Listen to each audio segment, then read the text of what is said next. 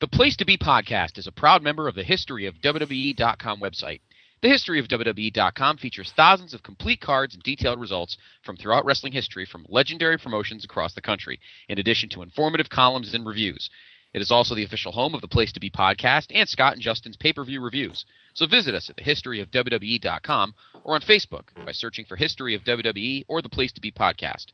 Because for anything and everything wrestling, the History of WWE.com is always the place to be. Hey baby, my name is Dustin Rhodes and I'm thankful for my polka dots. Me, I'm thankful for my cunt in the sink. I'm thankful for the hole in the bottom of the boat. I'm thankful for all these fucking midgets running around playing basketball in my backyard. I'm happy because I don't do tricks. I'm happy because little Albano is a big fat sloppy pig. I'm happy for the Scott Criscolos who runs around with all the Justin Bieber t-shirts and the Matt Rotellas singing at the weddings. And I'm Justin Rosero, and I'm thankful for you, the Place to Be Nation. Yeah, Frank here, he's got his own billiard room. Yes, it's what do you call it, Kramer? The billiard room? No. The name. The billiard? Not the billiards. It was... Come on, Rudy, come on. We call it the place to be. The place to be, yes. It's the place to be. Then I shall be there. Now, it's time. Live and in living color. The Grandy Man can. Time to play the game. Well, you always left me satisfied and smiling, so... That's what she said. Why do I want this? Yeah. Because I want to make bank, bro. I want to get ass. I want to drive a Range Rover.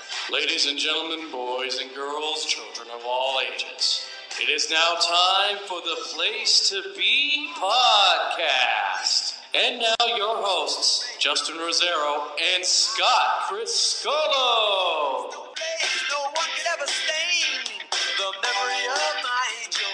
Could never cause pain. Years go by. Place to Be Nation, welcome to another great episode of the Place to Be Podcast. I am your co-host, Justin Rosero, and this is our special Thanksgiving edition of the Place to Be Podcast. And joining me, as always, is the biggest turkey this side of the Mississippi, and that is my partner in crime, Scott Criscolo. Scott, how you doing? Well, first, I'm glad you weren't going to say that I was a centerfold, but thank God. JR, pleasure as always. And my question to you is, how the hell did you get all those clowns to get in one room to do that open? I don't know. I mean, it was like the original wrestling album. I know, Jesus, all those egos in one room. I'm surprised Giante even let Dusty on the mic. Get out of there with your bump. Welcome, everyone, to episode 84. 84 of the Place to Be Podcast. The year Hulkamania was born. Mm-hmm. The year Georgetown won their only national championship. The year the Lakers blew a 2-0 lead and the Celtics won the NBA title. And, I don't know, other stuff happened in 1984 as well. But this is episode 84. You celebrated your 35th birthday. Yeah, exactly. It is, of course, the headlines edition this week, the cornucopia of fun and games, and we got a jam-packed menu for you tonight. And we hope you enjoy this and listen to it over your holiday weekend amongst all the football. And trust me, we do have football to talk about later on. I know, Vince, it's not XFL, but it is football. Anyway, let's give you the list. Sorry, I know that's a touchy subject. All right, of course, we will recap. It is Thanksgiving, so obviously we just had a pay-per-view. So JR and I will recap Survivor Series, which took place this past Sunday at the home office, Madison Square Garden. I like the show a lot, actually. And curious to see what JR's opinion is. You actually had a pretty damn good ambiance for your evening. We'll get into that. I don't do any tricks. Well, we didn't need you for this night in particular, so you could stay in your little trampoline room. We will recap Raw and the SmackDown spoilers from last night, obviously taping on Wednesday, from Tuesday night. We will have an update on a couple of guys who were... By the way, I don't know if you read them yet, but it was a wild show. Yeah, I heard about it. I didn't read it yet, but I heard some crazy stuff went down. We'll go over that, and of course you can watch it Friday night on Sci-Fi. Mm-hmm. Maybe you and I'll watch it amongst the. Maybe we'll talk a little bit about our weekend too later on. Let's say. Yeah, we got our own shopping list of fun and games to go over this weekend. We will go over updates on a couple of guys who probably won't be on TV for a while. One because of his own stupidity, and the other because of a serious injury, which may have begun because of his own stupidity, but we'll see. We will, of course, update you on the WWE Network and I got a couple things to tell our PTB Nation about this week involving the network. Then, of course, we will go through your news and notes brought to you by our good friends at WrestleChat.net. A lot of things to talk about, from ratings to guys leaving to maybe guys coming back to maybe not coming back to more Twitter news, all sorts of fun stuff. Then, of course, your favorite PTB Nation interactive segment, that is, of course, the Asshole of the Week. Curious to see, I actually I make a point to not look at our PTB Nation's Facebook comments before we go on. I like being surprised. It's pretty overwhelming so this week. I'm curious. I have to take a look and see what our wonderful nation has for us this week. So we'll do that. Really, there's no other sports to talk about. I'm tired of talking about the lockout and all that crap. Although it is interesting. There is a baseball note that levels everything. It may not be a lot on the surface, but it's a huge deal when it comes to what the NFL did this year and what the NBA is doing now. So there's one point I want to go to. The NBA, actually, they met today, yesterday and today, I guess, with the proposal being a 66-game season, and there's a couple other things mixed in there. So I don't know. It looks like they're trying again to maybe salvage things. So we'll mention that if we have some time. No, we just. But there's some baseball stuff. That's pretty much that. Yes, that's pretty much that. But baseball, will mention the awards that were handed out this week, as well as some of the free agent stuff going on. Winter meetings take place, I think, next weekend. I think is the free agent meetings, and then of course your NFL Week 11 and other football news involving college and even high school. I want to talk about, because obviously with Thanksgiving ahead of us, a lot of big high school rivalries go into full effect on Thanksgiving, so I want to talk about that for a couple minutes. Then, of course, your NFL Week 11 picks, including the big 3 games on Thursday. So there is your shopping list of fun and games this week on our Headlines edition of the Place to Be podcast. P.S. Your cunt is in the sink. Yeah, there's a lot for you, too. You were on camera and, as usual, brought nothing to the table. Why don't we open up with Sunday night at the home office, Madison Square Garden, the first wrestling event in the Garden since the big renovations that took place this summer. I believe, if I remember correctly, $4.5 million in renovations, I think.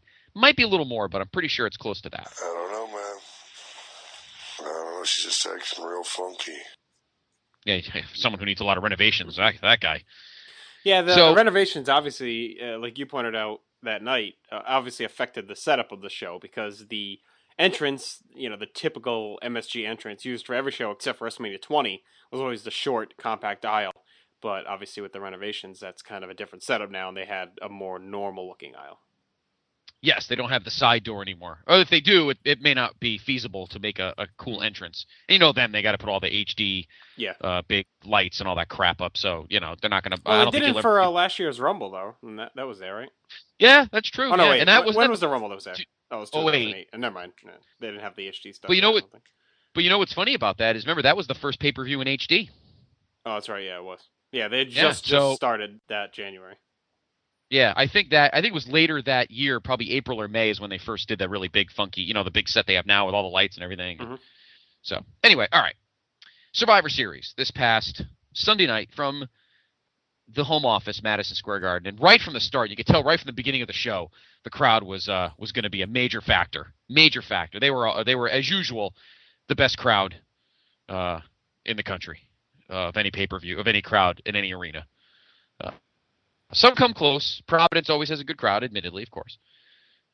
Obviously, Long Island's okay. But Jersey's not bad.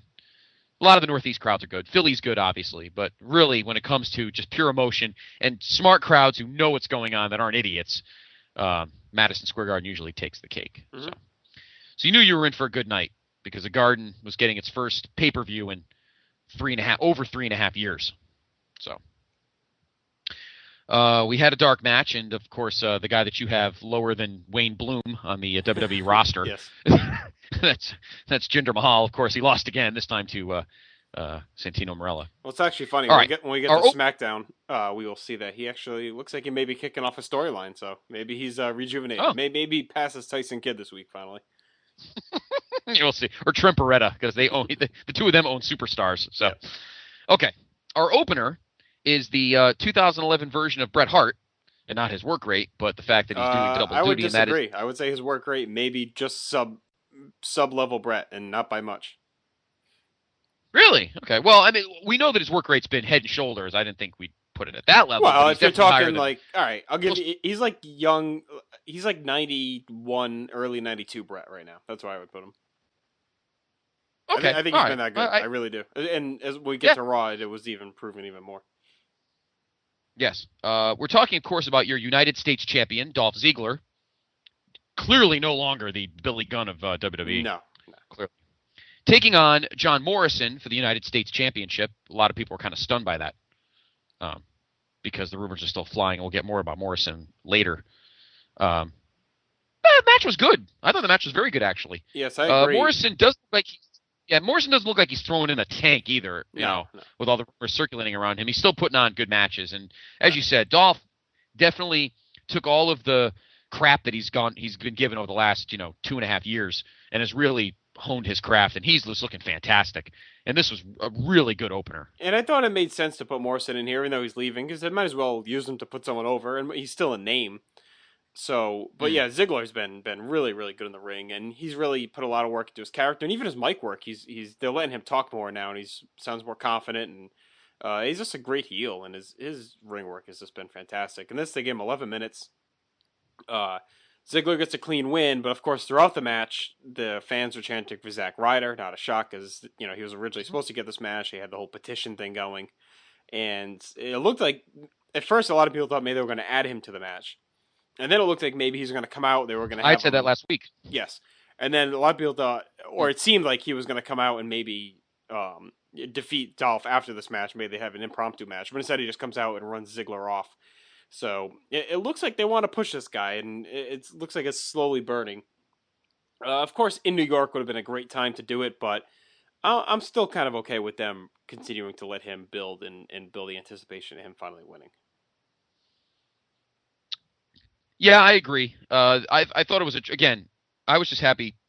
Excuse me. I was happy seeing a tremendous match, and these two guys really gave it their all. And Ziggler's definitely hitting his stride now. He's really looking good in the ring. He's confident. I agree with you about the promos. I mean, he doesn't need Vicky as much as he had. She's not as much needed as a heat magnet as she used to be with him. He's pretty good on his own. I mean, he may not even need Vicky anymore. Who knows? Well, yeah, but I think she adds a lot to his. I think she adds a lot to his character, and they work really well together. So I wouldn't separate them anytime too soon. But and she's like over enough and big enough that he can succeed on his own and move up the ladder without her. It's not like she's holding him back either. I know you're not saying that, but yeah. I mean, I think he could survive on his own, but I think he's better suited to keep her with him for a little while longer, at least. Right.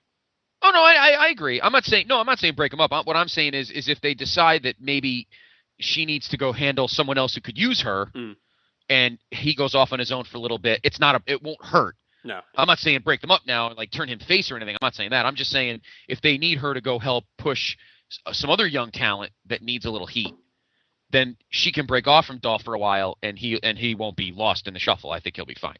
But no, I'm not saying force it. I'm just saying if they wanted to, they could, and I don't think it'll be a problem. But right now, they're both working great together. So, yeah, that right from the start, and you made the point, the Garden crowd was definitely in on everything, and the Zack Ryder chants were unavoidable. Yeah, and it was the start of a really great night for that crowd. Great night for that crowd. Hopefully they take advantage of this. Zack has really put them in a position where he's done all the hard work for them and gotten himself to this level. Now they just got to deliver on the push. And if they can do it, then they might have a new star in hand. Yeah, they got to stop being crybabies. We'll get more about Zack Ryder a little bit later in the news and notes, but they got to get the chip off their shoulder. And sorry, you guys didn't create him, so stop being little bitches and just push the guy, okay? Get your chip off your shoulder, all right? Stop being babies. I'm really getting fed up with the backstage situation. The whole is really pissing me off. They're all acting like a bunch of goddamn children. And they're not going to push this guy on purpose just because they didn't create him. I mean, get over yourselves. Jesus Christ, this isn't the 80s. Move on. We'll get into that later. I don't want to go on that now. But the guy deserves it. He's done everything totally on his own because you didn't give him shit. And now he's totally over. And, I'm a little nervous that they're just not going to do it just out of spite, which just pisses me off. But hopefully I'm wrong. But we'll talk more about that later.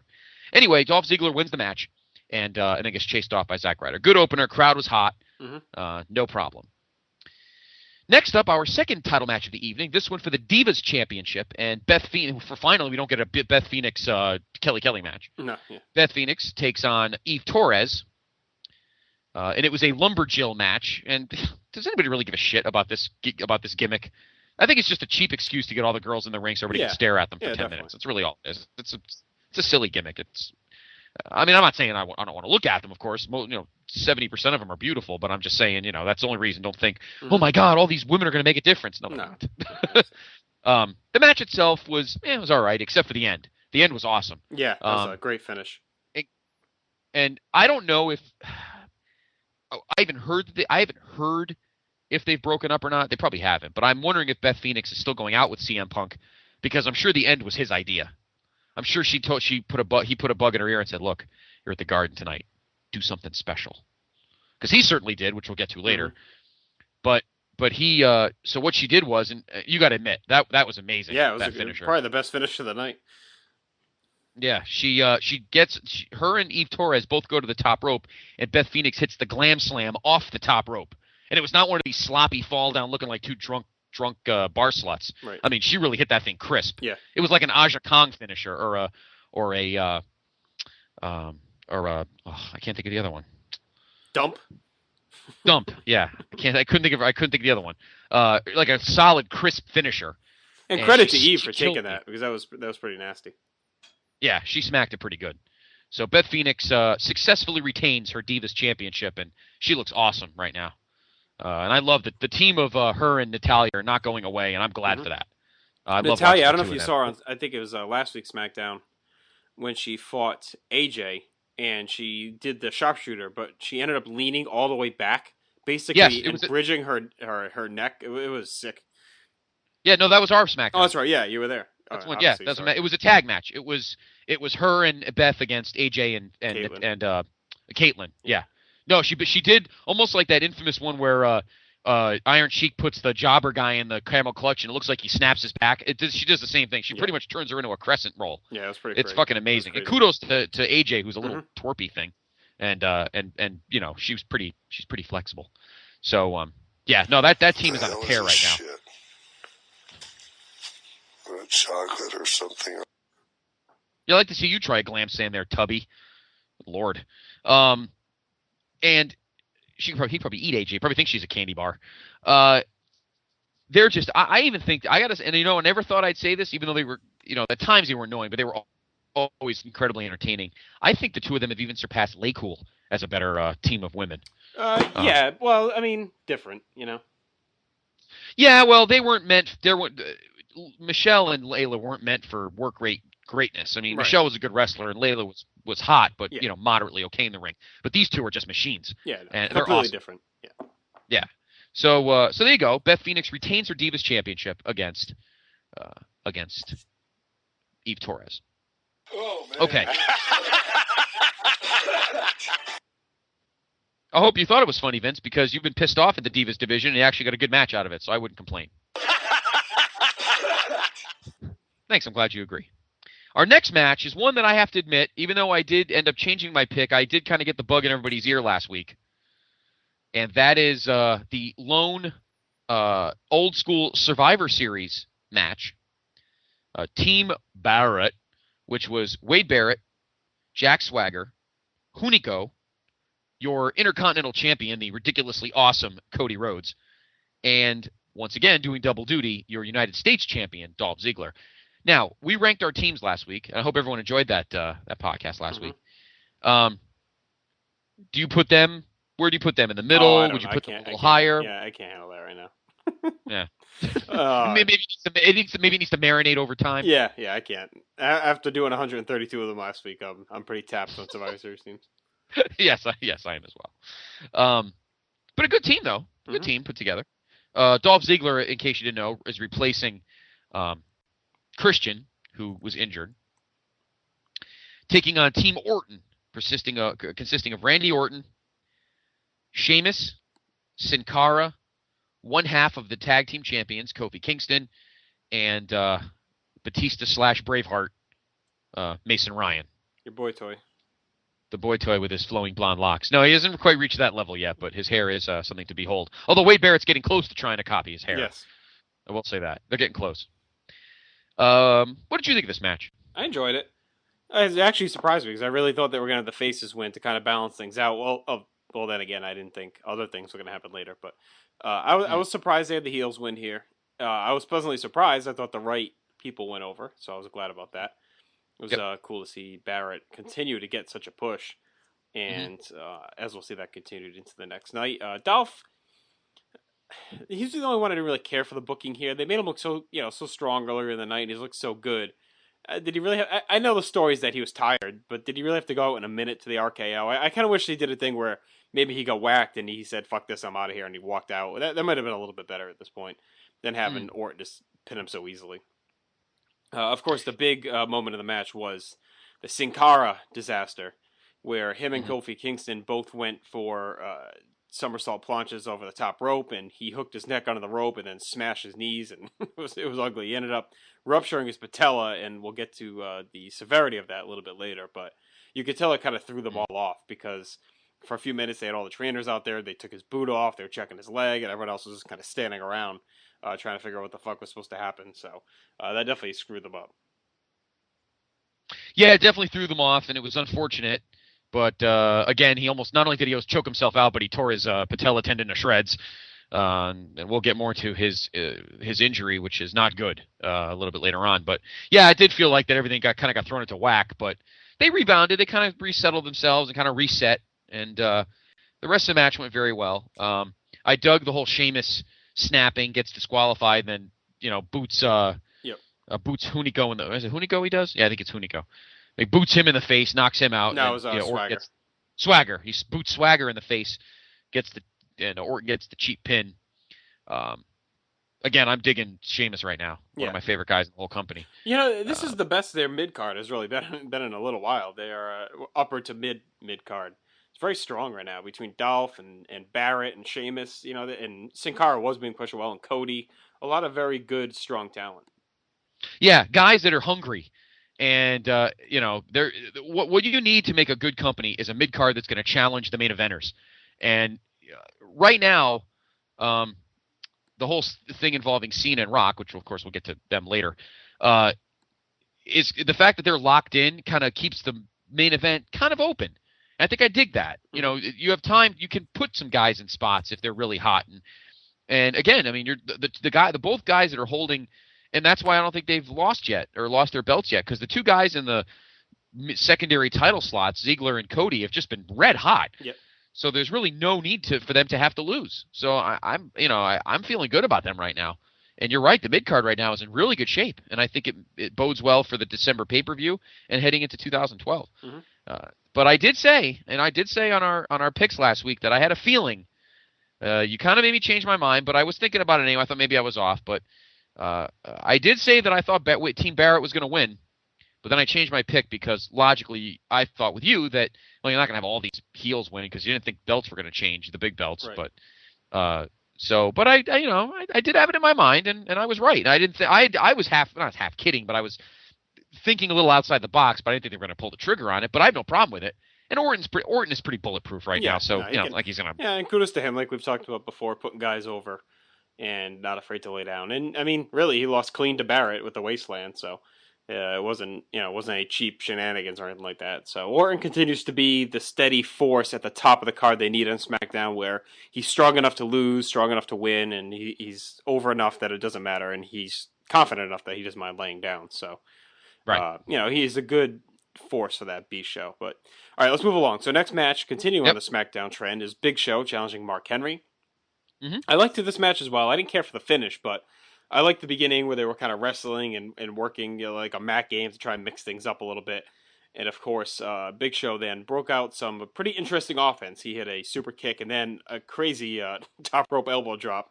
It was funny seeing him stand up there for like 3 minutes trying to gain his balance before he leaped off. But it was pretty good. They went 13 minutes. I didn't care for the finish where Henry got disqualified because he kicked Show in the groin to save his title. I like Henry to be kept a little bit stronger than that, and I really thought this feud was going to be over. But the interesting game came after the match when Show put Henry's ankle in the chair and hit a leg drop on it, messing up his ankle. As we'll see, that spills over to SmackDown. So I don't know if Henry's really hurt, or if they're looking to take the title off him, or what's going on, or if it was just a way to continue this feud onto TLC to get one more match out of it. Yeah, I would be incredibly disappointed if he's hurt.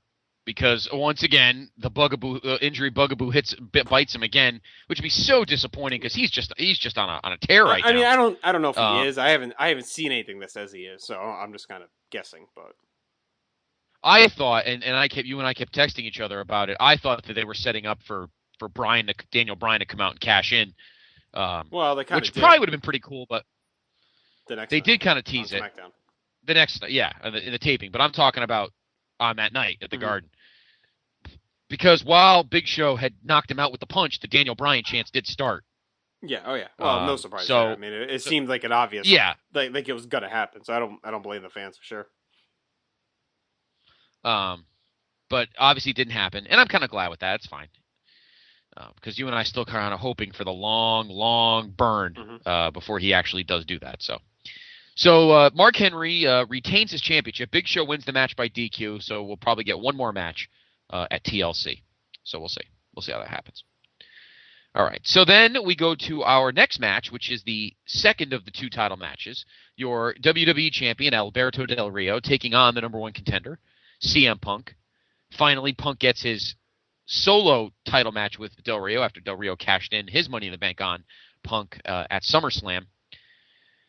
And I thought first of all, I love the "We Want Ice Cream" chant. That was pretty awesome. Again, kudos to the Garden crowd, because I don't think any other crowd would have thought to chant that. Only the Garden crowd would have. That's my opinion. But the match I thought was excellent. Now, I had said to you, I had texted you and said, this is Punk obviously is one of the most ridiculously over, if not the most ridiculously over guy in the company. This was his Stone Cold 96 moment when he faced Brett at Survivor Series. Yeah, in the same I building. mean, I don't think the match was very good. I wouldn't say it was. I don't think it was that great. I don't think it's a epic one for Punk. I think the final, 2 or 3 minutes were tremendous, and the aftermath was great. And of course, the big surprise was Punk bringing Howard Finkel out to do his introduction. I thought he was going to have JR come out when he said, "I have a special guy," but that was awesome having Fink do it in MSG. And of course, at the end, when Punk did win his title back via the Anaconda Vice, having Fink announce him as the winner, new world champion, was tremendous. Yes. And of course, Punk jumped into the crowd and crowd surfed a little bit to celebrate, really giving that moment some flair and to make it a memorable one. And for anyone who thinks Punk's not being pushed or being buried and still wanted to complain about where he's headed, I mean, just look at the year he's had, and it's hard to say that they're not pushing him. So no. I think at this point, honestly, he's probably going to hold the title to WrestleMania. I thought they were going to hold off to have him beat Del Rio until either TLC or in Chicago, but at this point, I think they realize that he can be the top guy below Cena as Cena's involved with this Rock stuff. So I think Punk is their man right now to hold the title, and obviously by the way they let him win clean by submission and then to have that crazy celebration proves that. Yeah, and he got a nice few minutes on the stage, and they really milked it for all it's worth, and kudos. So, I mean, I was looking at our friend, I was talking to our friend Johnny Reckless, who was at our friend's house, and I looked at him and said, this is it for him, man.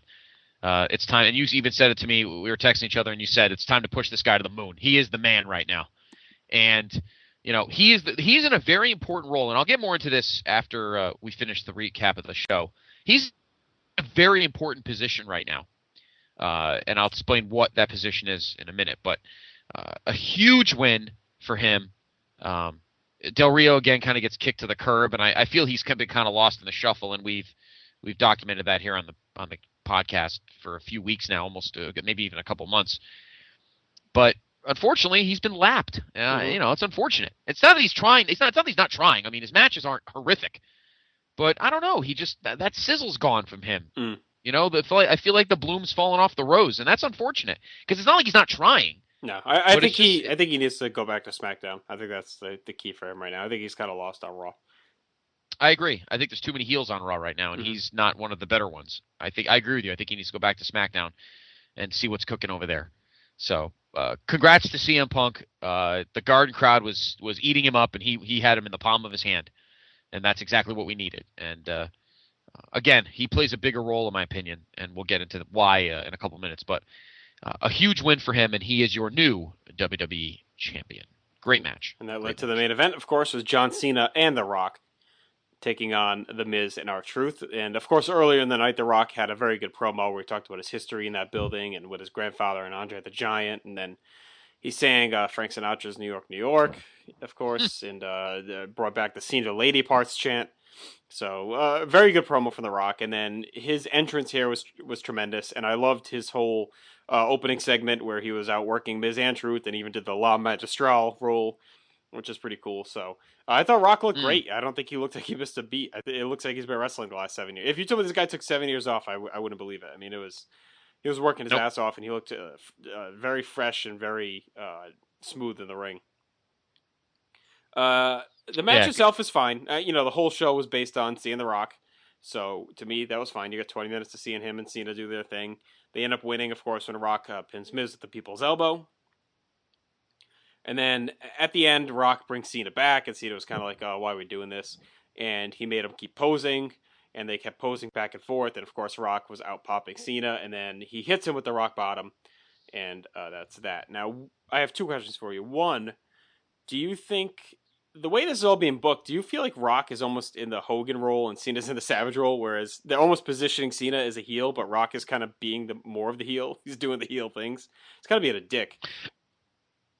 I agree, and like I've said before, and I said this when we did our picks last week, Cena, I think, needed to FU him to end the show. Yeah, that was my second question. Do you think Cena looked like too much of a bitch? Rob Houston was big on this when we were watching live at Picasso's. He was like, Cena just looks like a total pussy here. Just he stands there, lets Rock emasculate him, and then he gets a rock bottom, and that's it. Now Rock will be gone for another 2 months. It's like, I don't know. Yeah, no, I said this to you last week. I said Cena's look like a total douche so far. Not actually Rock looks like the douche.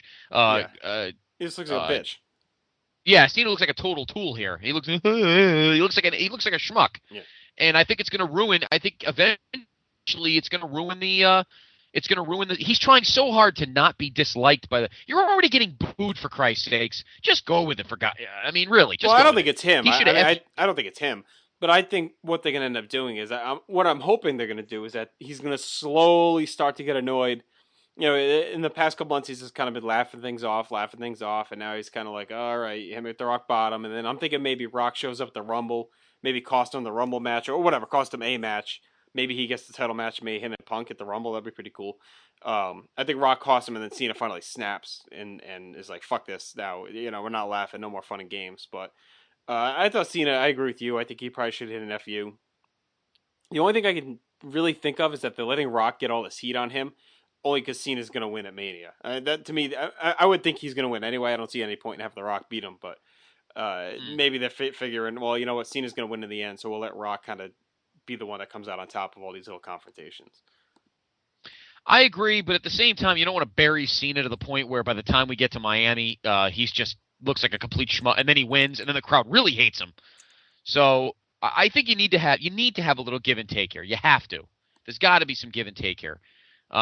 Eventually, I like your idea, where eventually Cena's just fed up with getting booed and fed up with looking like a tool, and then like pastes Rock with a chair, busts him open, and just give that match. Don't make it so much into a novelty that it has no real teeth to it come WrestleMania. The one thing I liked about, and you were talking about it briefly. Well, you mentioned another feud with this guy, but look back on the Hogan Rock build to 18. They didn't make it just a standalone novelty act. Right. They put some teeth to it. They did the whole thing where he beat the shit out of Rock and hit him with the hammer and then drove the truck into the ambulance. Yeah, but that was kind of... It was cheesy. No, I know it was cheesy. But my point is they were at least trying to put some teeth behind the feud. Yeah. Here, I think they need to do the same thing. And to do that, you can't have Cena looking like a little bitch. And the lady parts thing. I mean, eventually, if you're a man, I'm sorry, I'm not laughing that off. You're in essence calling me, nutless. And I'm sorry, I don't find that. I'm gonna eventually, I'm gonna snap. And Cena's like, I got lady parts. Please, give me a break. And yeah, eventually you're gonna have to put some teeth into this feud.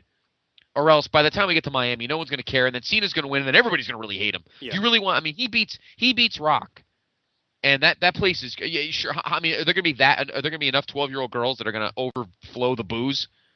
I mean, you got to give him some teeth in this feud, or else you're going to end up destroying the emotions and the emotional setup that you're going to have by the time you get to Miami on April 1st. So you got to put some teeth. You got to put some teeth into this. And I think this Punk title reign is going to be the testing of the water from here through Mania to see if he can be the top guy. If they end up turning Cena heel, or maybe having him take some time off just to recharge his batteries a little bit. I think this is to see, can Punk be that guy. So that's why I think he's going to get a good title reign.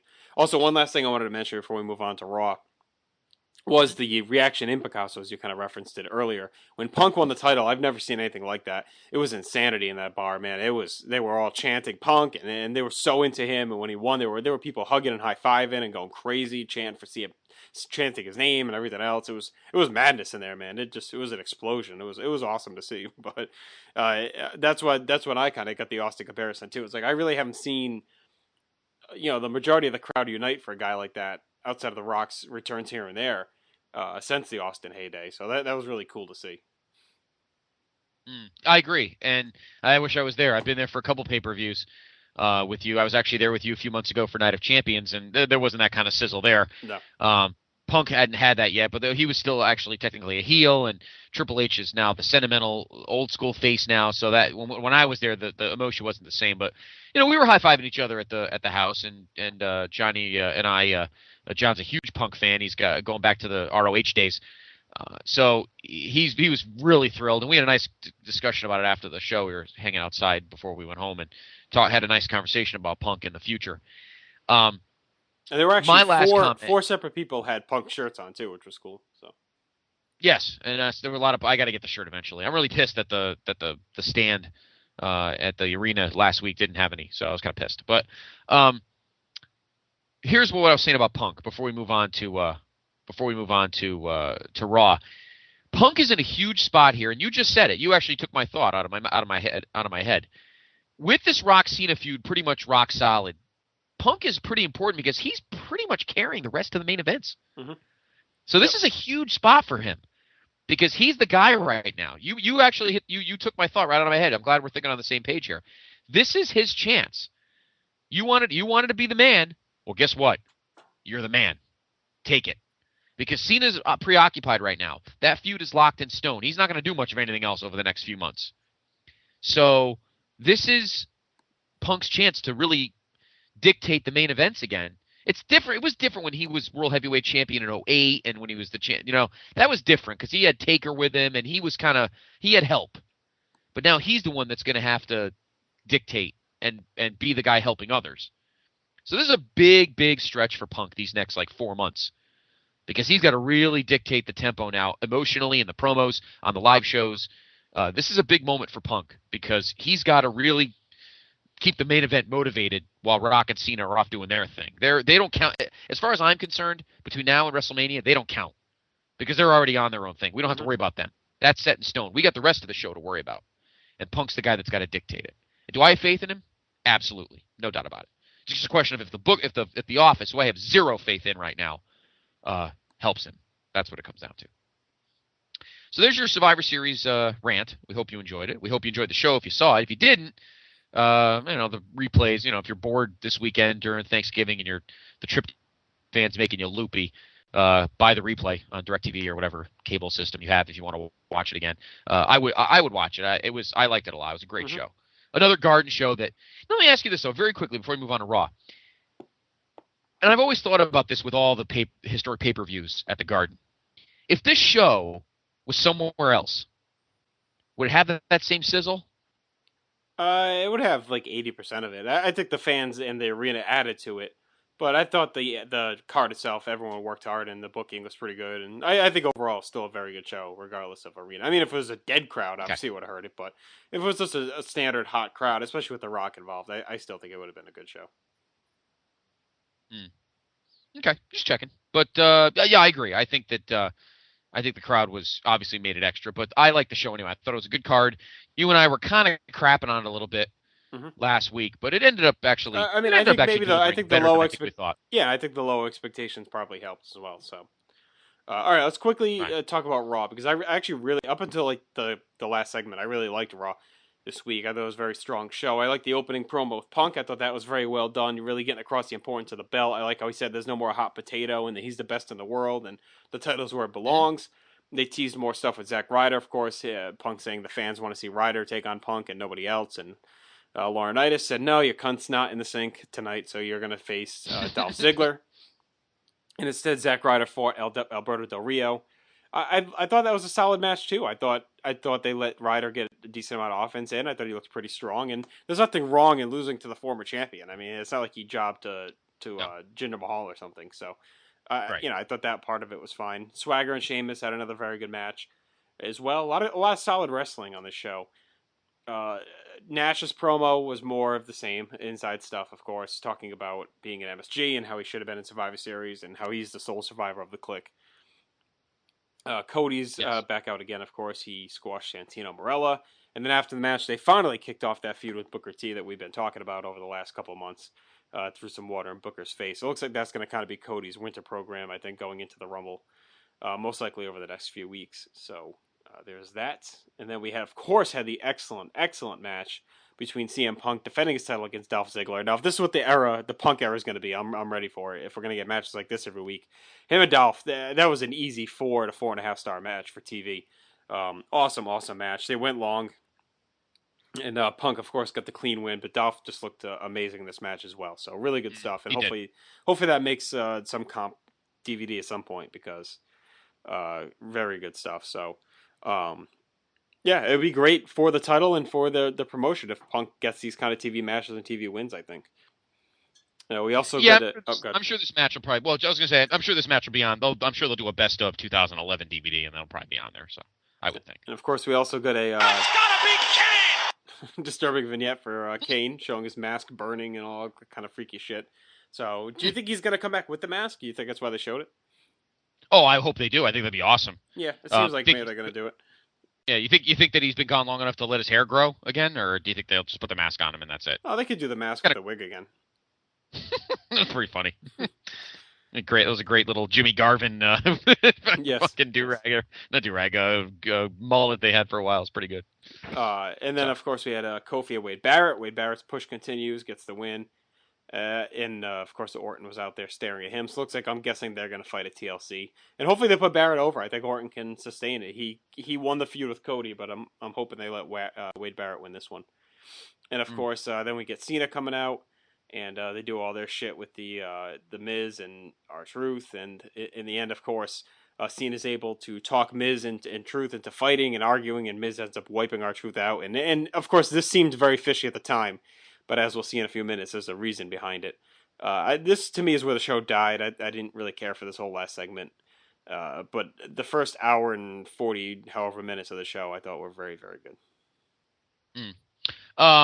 I agree. That Dolph Punk match was awesome, and I agree.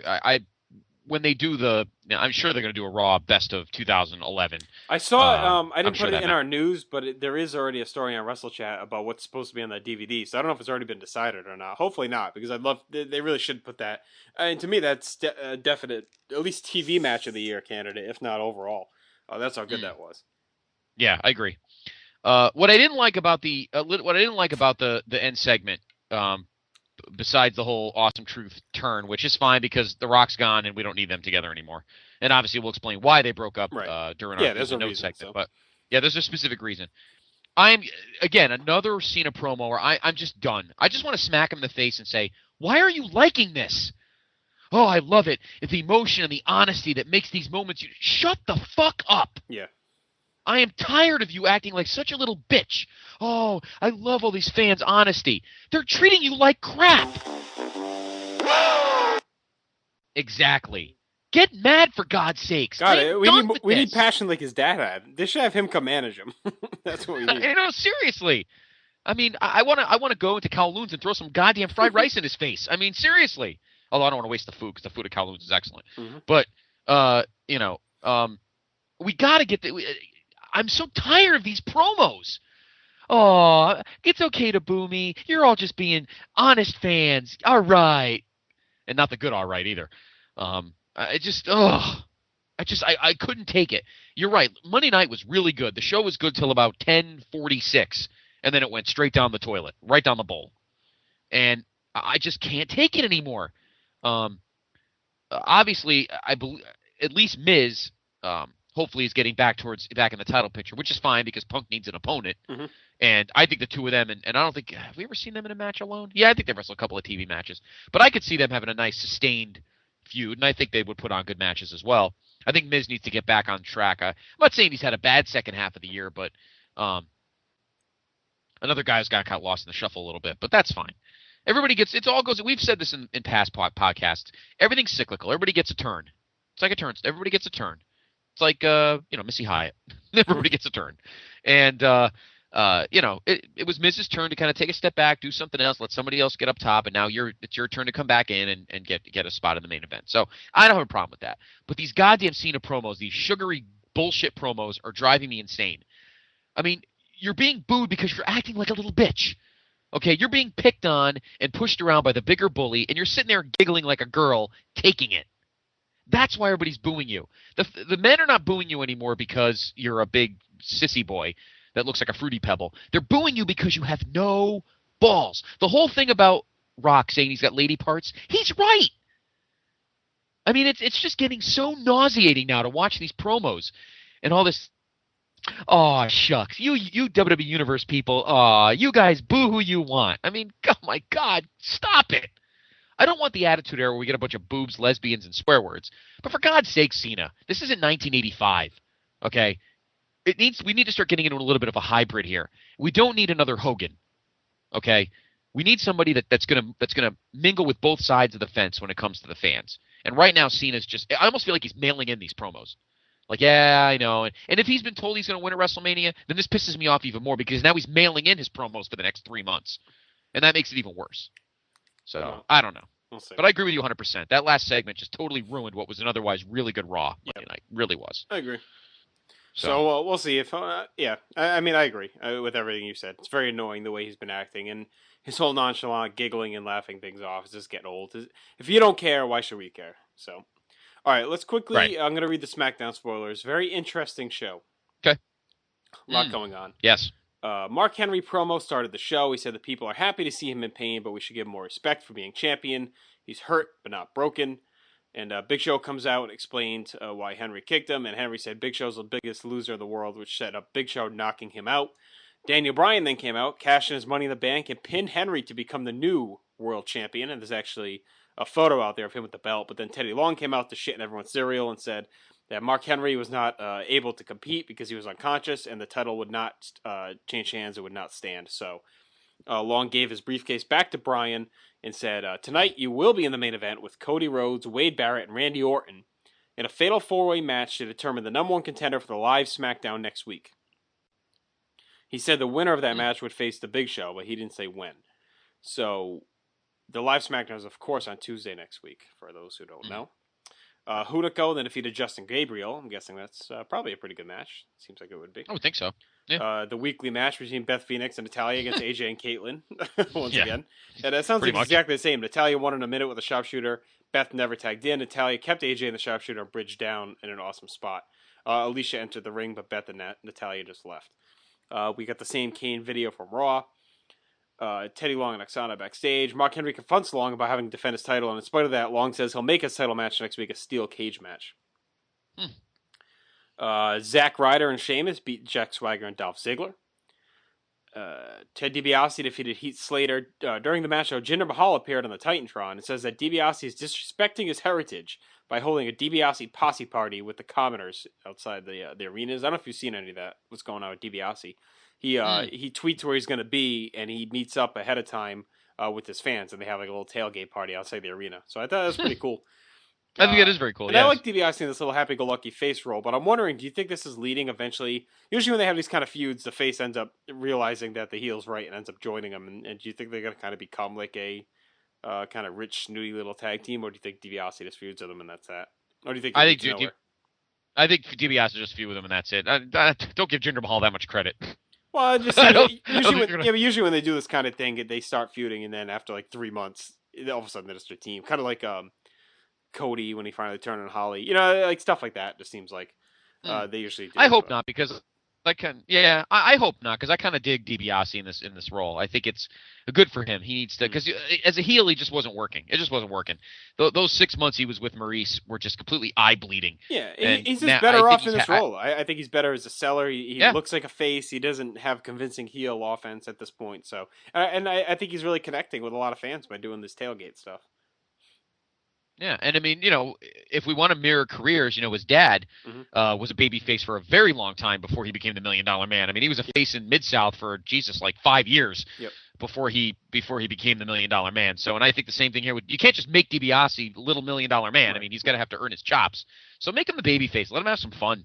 I'd keep the posse parties going. I think it's a good time. Now, there's an effective use of social media.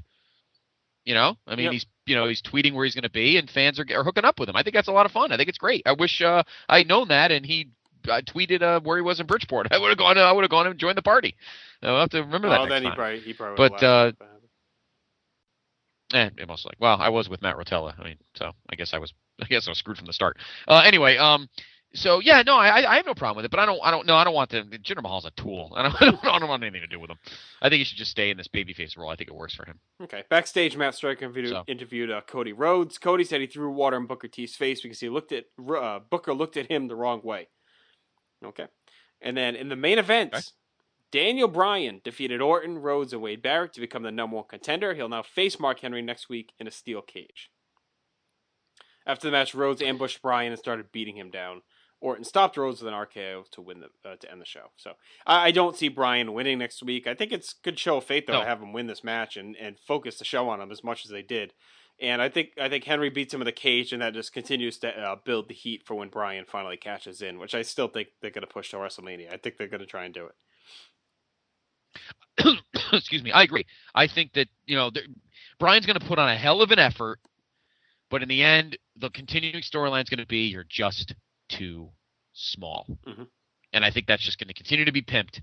And by the way, he's dating AJ because they start making out at the end of one of the segments or something. So, but it's good that they give him the right kind of girls. Like when he was hanging out with the Bellas, that was weird. Yeah. And then I guess he was pseudo dating Gail Kim, and that was even weirder. But AJ's the kind of girl that he would be with, Mm-hmm.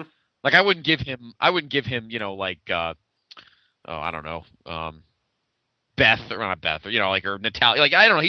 AJ's the kind of girl that fits him. Yeah. Kind of earthy and kind of right up his alley. So that fits anyway. But not only did Big Dust come and help the intro of our show tonight, but he also booked the first 10 minutes of SmackDown. Apparently, it's kind of right out of the World Championship Wrestling. I'm very thankful for my dusty finishes, screwing Daniel Bryan over. But he'll get over at the pay-per-view. Don't worry. Yeah. All right, so this match was not for you, baby. That's for someone else. So, all right, anyway, we have a lot of SmackDown. I'm going to look forward to it. Yeah, I'm definitely looking forward to it as well. But we had a lot of news and notes to get to, so let's move along. First, we have two updates. One's an injury, and one's, of course, the suspension. The first one is Cara, who we mentioned fucked himself up big time on the pay-per-vyu. He undergone surgery earlier. This is actually from yesterday, from our boy Jeff Peck. Posted this on WrestleChat.net. It is Sin Cara believed to have undergone surgery today after suffering a patella tendon rupture when he jumped out of the ring at Survivor Series. And, of course, they're saying he's going to be out 6 to 9 months, which obviously screws up their whole timing with everything with Hunico and Primo and all the stuff they had going on. And Epico was supposed to be debuting. And so we'll see where everything happens. They're talking about Ray coming back at some point. So, and I read that Hunico's actually been switched to Raw on the website. So we'll see.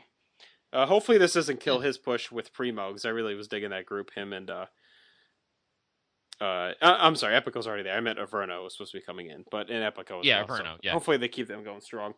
And of course, the other piece of news has to do with R-Truth and why him and Miz split up last night. We noted late last night, there's a source told us that it was a big reason for Miz and R-Truth splitting up on Raw, and as you know by now, WWE has suspended R-Truth this morning after failing a wellness test. Just before Survivor Series went live Sunday night, we posted a report stating that Evan Bourne's suspension for his first violation of the wellness program had generated a great deal of controversy amongst talent, as some feel a double standard is in place. Bourne, whose real name is Matthew Corkland, was suspended for 30 days on November 1st after testing positive for Spice, and not the Nitro Girl, but a synthetic marijuana brand. The Wrestling Observer reported that Bourne and another wrestler higher up the card smoked the marijuana substitute at a party, yet he was the only one to be suspended. The other wrestler was told he was failed for marijuana, which only results in a fine as opposed to the 30-day suspension for synthetic marijuana. According to the source, the wrestler in question was a participant in the main event match at Survivor Series, and of course we now confirm that it was R-Truth. Should be noted that Born and Truth had It was The Rock. Yes. No. It should be noted that it was The Rock. Born and Truth have been traveling together in recent months, so now it all adds up. This obviously led to questions about whether the drug testing procedure is flawed or whether they're just treating different talent differently. There are people rolling their eyes backstage today at SmackDown due to the fact that they immediately suspended Bourne, but waited to suspend R-Truth because he was in the main event of Survivor Series. There are some who feel that if their report about Truth failed, the test never came out, he likely would never have been suspended and nobody would have ever known anything. Obviously, it's a complete double standard, and many say it happens more often than you think. People within the company feel Truth should have been suspended at the same time despite Survivor Series. And then it goes on to talk about Randy Orton not being suspended back in 2007. So I'm kind of torn. I mean, I think they need to stay strict with this stuff, but I thought it was pretty clear from the start when they started doing this shit that they had said, you know, they weren't going to always suspend people immediately. They were going to let them kind of finish out what they were doing and then have them serve the suspension. So I'm kind of okay with it on that level. I mean, as long as you're punishing the guy, you're punishing the guy. But if you have this major storyline set up, what are they going to do? Just have him bow out of that match and then at the last minute have to substitute with another heel? I guess they could have put Dolph Ziggler in there, but I don't know. I mean, it depends, I guess. I mean, it was only the synthetic weed. It's not like he was got busted with anabolic steroids or something crazy. So I'm kind of okay with him delaying the suspension until the pay-per-view because he was involved in such a major storyline. If he got off a no suspension at all, then I would say, okay, they're definitely playing favorites. But the fact that he is still being suspended and you know, they waited as soon as the pay-per-view was over, basically, they broke up him and his main event partner. And I can guarantee you he's not going to get the same level of push when he comes back. That's for sure. Absolutely. And why should the fans suffer by destroying? I mean, this pay-per-view was a big friggin' deal, and that main event was a big deal. Why ruin it just on principle? Yeah. Who cares when the guy was suspended? He was suspended. Yeah. Why are we going to get screwed? You know, why should the fans get stiffed just to prove a point? You wait a day. It's not the end of the world. I mean, for Christ's sakes. I mean, who cares? Well, he got suspended, and you're right. He's going to come back and well, because he got the payday. Oh, whatever. Who cares? No, but I'm just saying you said waited a day. They waited 20 days because November 1st was when Bourne gets suspended, but they waited. Oh, right. Okay. I'm sorry. Yeah. But, all right. Well, I mean, my point is they waited. Yeah. All right. So you suspend him, and then what? Who do you put in the main event? Yeah. You're going to put Miz and who? Yeah. You know, El Giante? Oh, well, he'd been pretty funny. But, that should be in the main event against The Rock. I don't. Morocco. But, you know, it. Yeah, speaking of a guy that would have failed a wellness test. You know, who cares? I mean, really, it doesn't matter. He's suspended anyway, so we got a payday. You know what? Bourne's going to come back. He's going to be a babyface. He's still one half of the. You know what? Bourne should be lucky because he didn't lose half his. He's still going to be half of the tag team champions when he comes back. So what the hell's he whining about? And what's the double standard? You know, Truth's going to come back. He's going to be losing to friggin' Trent Beretta on Superstars, and Bourne's going to come back. He's still going to be one half of the tag team champions. So for Christ, you know, it's all going to work out in the end. So everybody should just shut up and get over it. It's not that big a deal. I agree with you. Why wreck a huge money-making card for them just based on principle? Get over it. I know it sounds silly, but realistically, Evan Bourne doesn't lose anything. He gets some time off. But he comes back, and Kofi didn't lose the titles, so he's going to be right back in the picture unless they lose the belts. And I've been thinking about Kofi turning heel, and I think that'd be a great idea. They lose the belts the minute he comes back, and then Kofi snaps and beats the crap out of Bourne. I think that'd be kind of neat. Mm-hmm. It'd be a cool kind of a heel change. I think it'd be kind of a change of pace because Kofi's been a babyface for what, 4 years or something. He's probably due for a change of pace. But no, I don't got a problem with it. People need to get over it. Bourne's going to have his belt back, and R-Truth will be wrestling on NXT Redemption with Titus O'Neil. So I don't think he'll have any problems with that. I think it'll all balance itself out in the end. Okay, let's move on to talk about the network, because before we get into your news, there's actually a few stories that leaked out now since we made our little rundown. One is that Vince McMahon is looking to brand the network something along the lines of the most interactive network on TV. The idea is to have programming that keeps people in front of their computers, phones, and other devices giving feedback. It was described by a source that Vince has the idea of making the network into a constant Cyber Sunday where fans will vote on various things.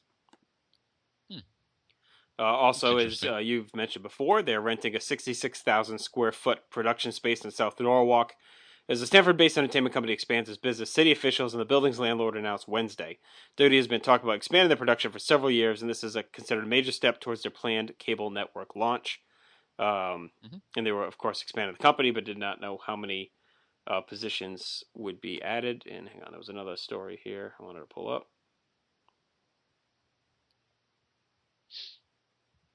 Incidentally, while he's checking that, the space in South Norwalk that they're dubbing is down the street, literally, from our good friend Dr. G. It's literally around the corner from his house. I walk by it when I help walk his dog. He poops in the front door, but in the front of the building. But it is the building's right. It's the Connecticut Film. I don't know the exact name of the company. The Connecticut Film something or other. And they do a lot of stuff there, but that's where the space is. It's literally right down the street from it. I drive by it literally every day, and so it's pretty cool. It's right there, right around the corner from our friend's house. So it's pretty neat. Apparently, they've been doing more announcer tryouts as well, with former superstars. So, oh, great! Have Duggan doing a commentary, lovely. Getting back to the DiBiase thing as well, Vince McMahon has given the nod to Ted DiBiase, and he will be getting pushed. McMahon felt that they should reward him for doing the DiBiase posse tailgates. The idea with DiBiase and Ryder is to reward those who come up with original ideas to get themselves over. So that's a good step in the right direction for sure, I'd say. Yes, I agree, and that's why I don't think they'll turn him heel. I think he's good in this role right now, and let him beat the hell out of Jinder Mahal and move on. No, I got no problem with it. I think it's fine. Yeah, now that I read that, it seems like I kind of reversed field on that. I don't think they'll turn him heel now. Right. Okay. So did you find the last story, or was the last story? Yeah, it was the same thing about the Cyber Sunday thing. So. Oh, okay. But okay. I did want to read this other news story before you get to that. Have you seen anything about this thing about the independent wrestler Gregory Iron? He's a cerebral palsy. I did see a couple of headlines. I haven't had a chance to read any stories about it, but I saw a couple of headlines involving this guy. I don't know the complete story. Matt actually mentioned it to me yesterday. Well, he started a Twitter campaign to earn himself a spot in the Royal Rumble, and he's actually gaining a lot of steam. And apparently, Dirty is pretty unhappy about it because they're starting to feel like they have to be pressured to not anger these fans signing the petition. And since they're very serious about Twitter these days, they don't want to come off cruel to someone with a disability. So now they're starting to feel pressure to maybe bring this guy in and give him a spot in the Rumble. And I guess if they do 40 guys again, they could probably spare it. But it seems like the Twitter thing may backfire on them a little bit here. Yeah, you know what? I do know a lot about this, and I was talking to our friend Dr. G and actually Matt and a few other people, and I think they would. I think what they'd have to do is if he's going to do this, he'd have to sign a waiver. I think he'd have to sign a waiver saying if he suddenly has a fit or has a seizure in the ring or whatever, that he's not going to sue the company. Well, yeah, obviously. And he kind of be held harmless. But I'm sure if something happened, the WWE would pay for his bills or whatever. But at the same time, if they're doing such a big push, if he's giving himself such a big push to get in the Rumble and then he has a seizure or gets hurt or something and then sues, that's kind of wrong in that aspect. But I mean, if it's 40 guys again, why not? I mean, they put a one-legged wrestler in there, and it's good publicity. It's good publicity anyway. So yeah, I don't think there's any harm in it as long as the guy doesn't get hurt or something bad happens. You don't want to. As long as the wrestlers realize you treat him like a regular wrestler, and maybe let him eliminate a bum like Trent Beretta or something. Give him and then have him get tossed by like Big Show or something, or not a big deal. All right, why don't you go ahead and give us your information on the network? Yeah, the update, my inside update on the network. Yesterday, while I was doing stuff for my client, CBS, there was a contingent of WWE Network people. Nobody familiar. Although somebody walked up to me and said, "The McMahons are going to be in the building today, looking at our studio." So I'm like, "No, they're not, idiots." It'd be kind of neat though to see Stephanie like peeking in Master Control. It'd be kind of funny, but it wasn't. No, it wasn't. It was just a bunch of talking heads. But they were looking at a couple of our empty Master Control facility in our building, and they were actually right down the hall from where I was at the time. And I was kind of peeking in, see if there was anybody I recognized. I didn't recognize anybody. But so it's starting now. It is starting now. They're starting to sniff around our building, getting themselves ready. And as mentioned, one of our VPs sent an email to us stating that according to him, the network is launching at the end of February. So I'll keep you posted on if the timeline stays that way. But they're saying by late February that they're going to go on the air. I'm kind of agreeing with you that they're going to take those those WrestleMania rewind things and just kind of loop them for a while. Yeah. And then do a hard launch, right WrestleMania weekend, the real 28 weekend. Mm-hmm. It'd be cool if their first big thing was like a post WrestleMania show.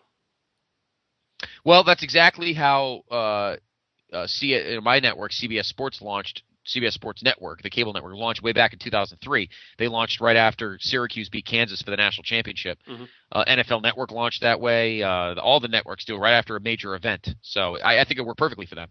So we'll see what happens. I'll keep everyone posted. But those are the two things I wanted to mention. Justin mentioned one, which was that they're renting space right here in my town, literally 5 minutes away from here, mm-hmm. right down the street from our friend's house. And then the other thing is that the network muckety mucks were in our facility the other day. Actually, today's Wednesday. Tuesday, looking at the room that they'll probably be in, the live room, which actually was the room that NHL Network used to be in before they left for Denver. So that was it. But we'll keep you tabs because, as I said, once we get through December and once we get into the new year, I'm sure I'll be seeing a lot more stuff. Mm-hmm. Did you see the new logo? Did you see the logo that was on during the Survivor Series? Yes, I did. I have a feeling eventually that's going to be the new company logo. Probably. And the official kind of attitude scratch will be officially gone, and this one looks a little more streamlined. I like it. Looks more digital. Looks more information era kind of thing. Very easy to tweet or whatever. A logo that'll look good on websites and stuff. So, but yeah, I'll keep everyone up to date over time through my pipeline, so you'll be in the know when the network finally launches. So. Before we do anything else, let's take a quick break. We had a lot to talk about. It went a little longer than we thought, but we always go longer than we think. Coming up, we have our news and notes. We got a lot to talk about. Zack Ryder, John Morrison, maybe Chris Jericho, Brodus Clay. Where's he been? And some other stuff. And of course, the PTB Nation Asshole of the Week, and our NFL Week 11 picks, and a whole lot more. But before we do that, we'll take a break because. Hey, Pierre! You're the man, Pierre! Hey, mon Dieu! Qu'il te prenne en soirée, mon Dieu, Pierre! Hey, Pierre! Sont-ils imbéciles, les Américains? C'est des souffleurs en plus! On va tous les balayer! On va tous les manger! Non! How many pro wrestling news websites do you visit to get your daily news?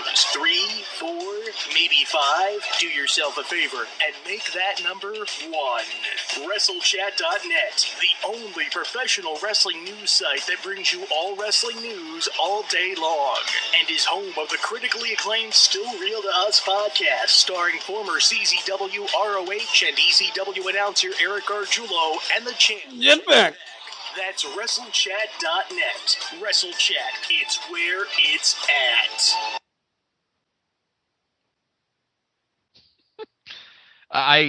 I knew it was Jacques and Jean-Pierre there, but I had no idea how any of them were saying.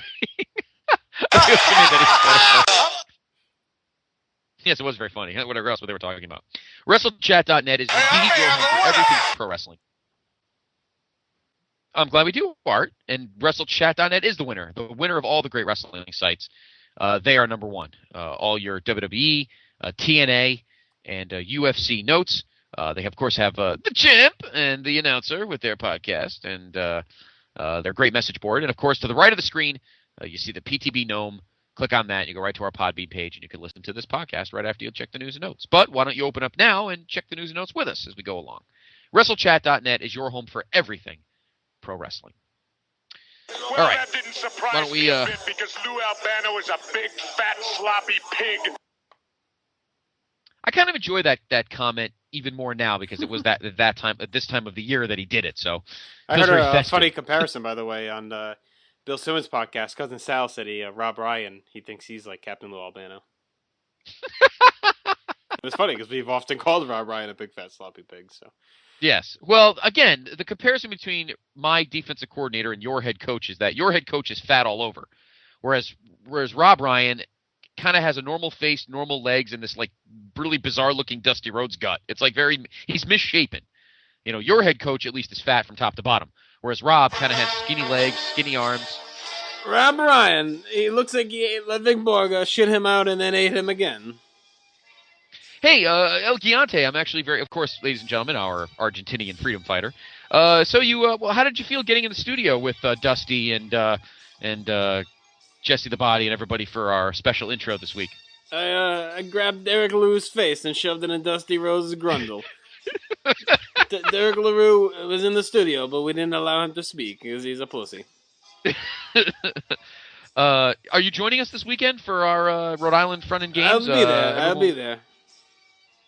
Good. We're going to have a few Shark. cocktails. Yeah. That's right. Jim will be looking forward to seeing you. And finally, you'll be able to... Who's this Mr. Jim you speak of?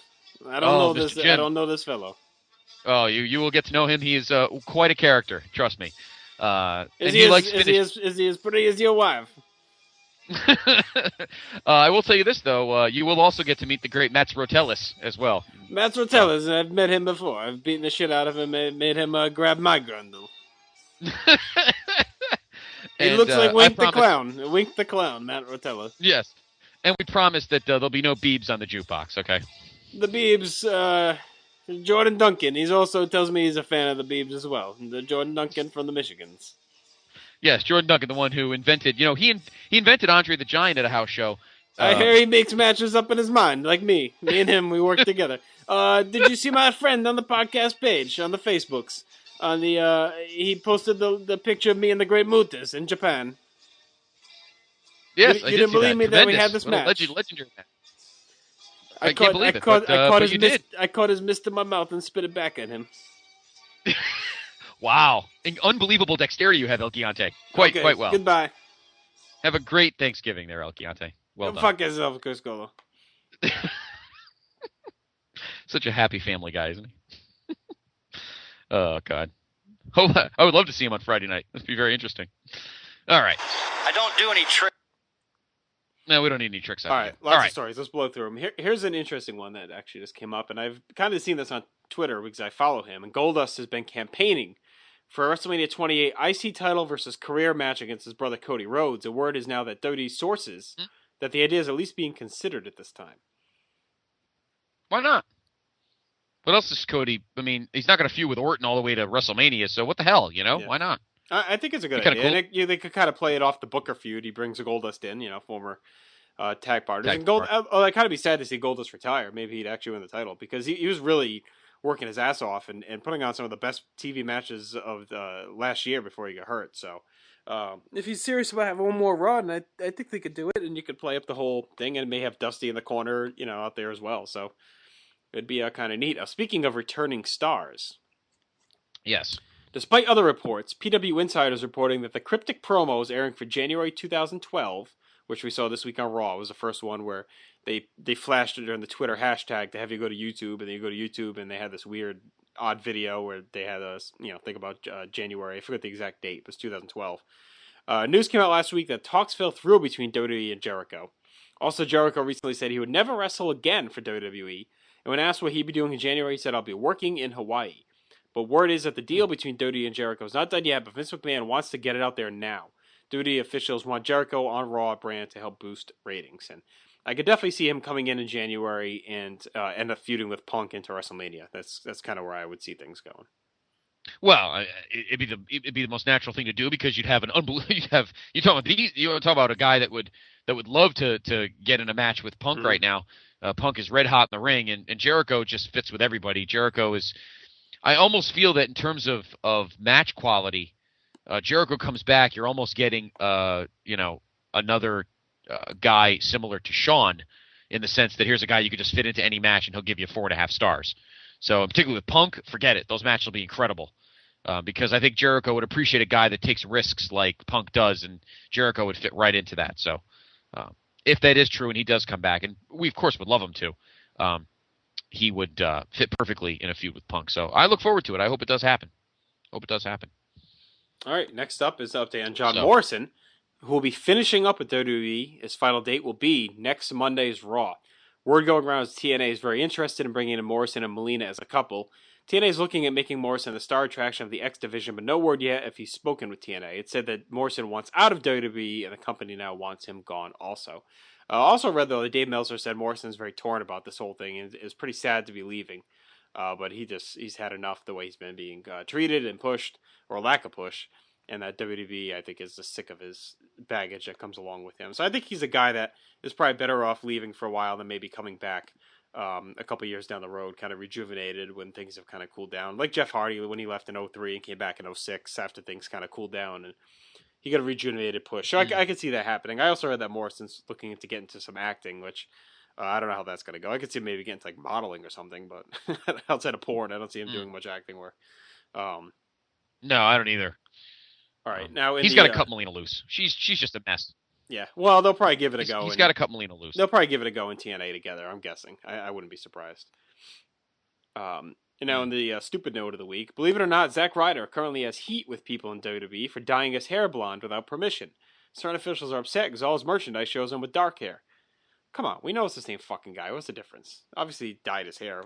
Everyone realized, oh wait, is that a different Zack Ryder? I mean, this is in 1990 with the friggin' 15 Ultimate Warriors. You know, it's obvious that it's Zack Ryder. He just has different hair color. I mean, no one's going to get confused about it. I'm telling you, this is exactly what I'm talking about. They're acting like a bunch of goddamn children in that company. They're so pissed off that Zack Ryder is getting over with everyone without their help. I don't think it's that, though, because it seems like they want to push him because of it. I don't think it's that. I just think they're just stupid about things. I don't think it has anything to do with him getting himself over. I don't know what they're crying about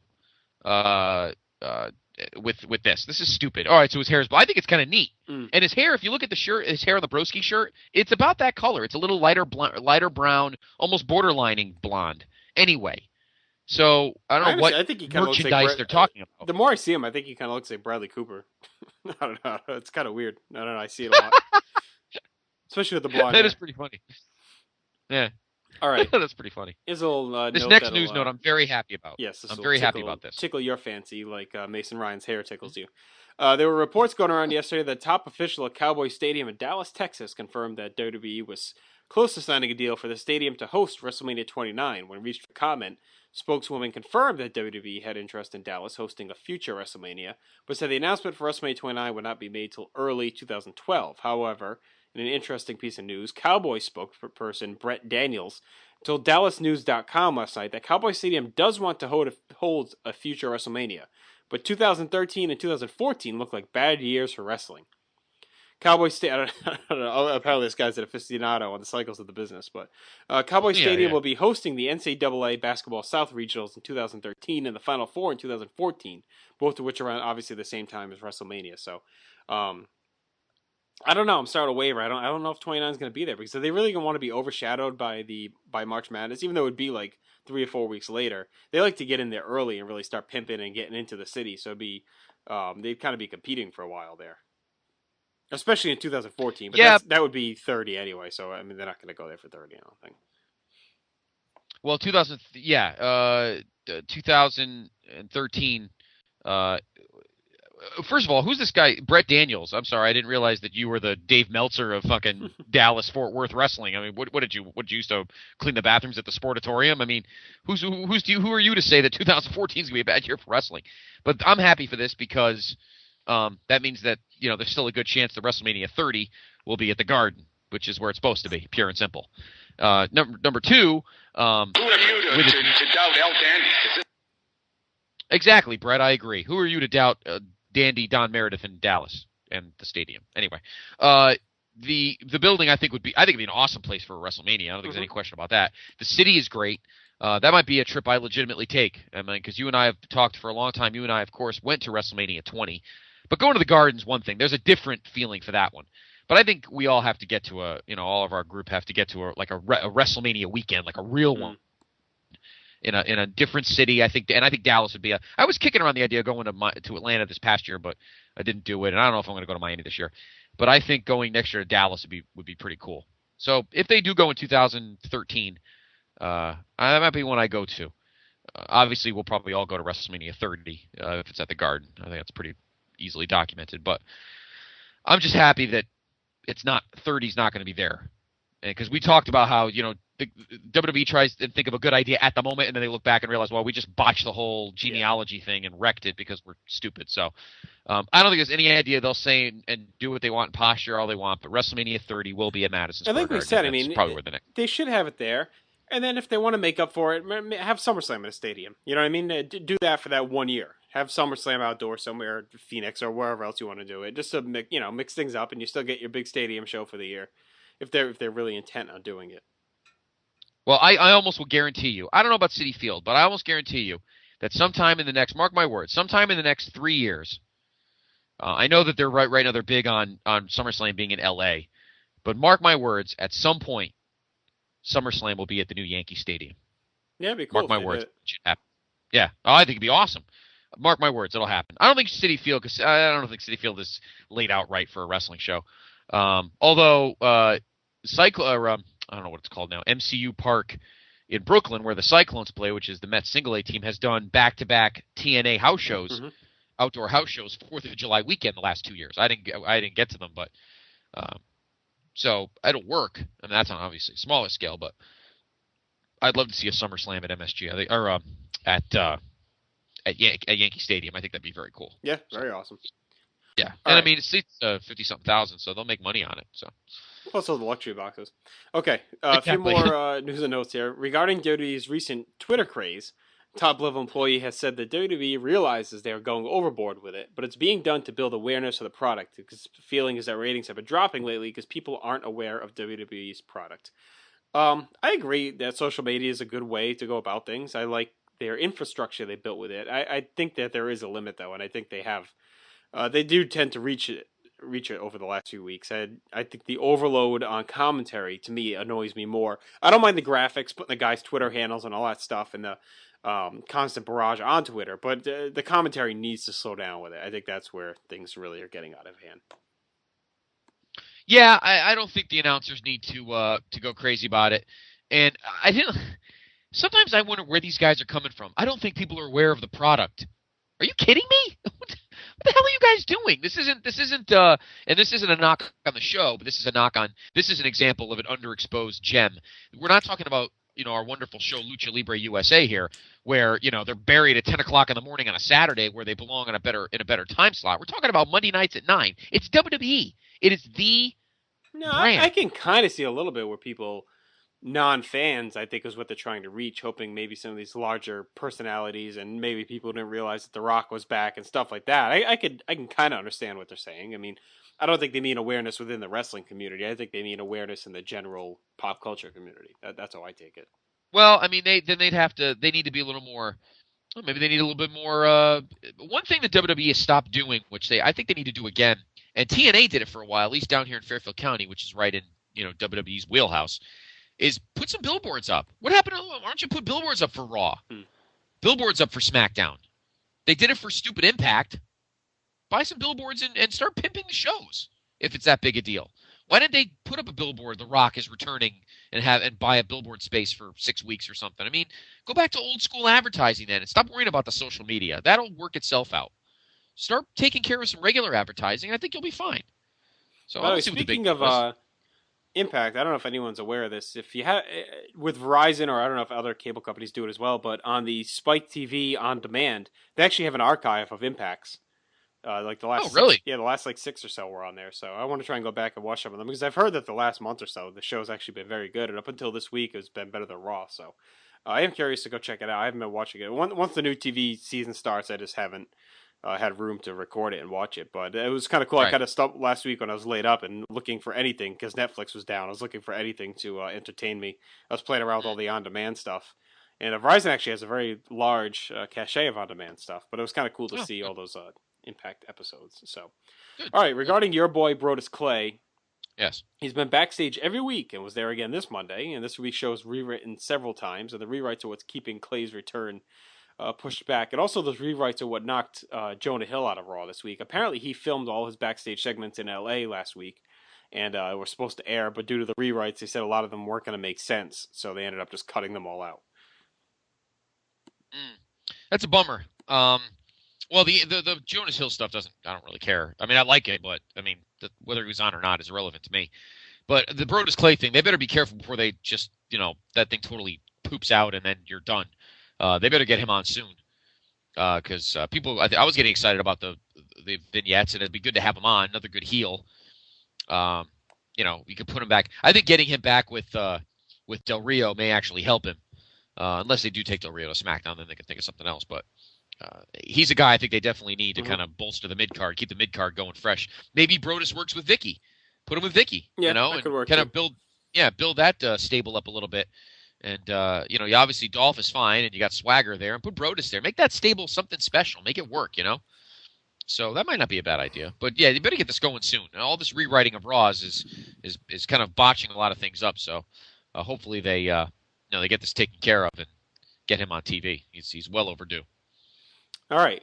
While the SmackDown ratings have been doing well, attendance may be another issue. The Mohegan Sun Arena at Casey Plaza employee told an attendee at tonight's taping that the event drew only 4,000 fans, which is approximately half of the venue's capacity. Now, I will say this is a tough week.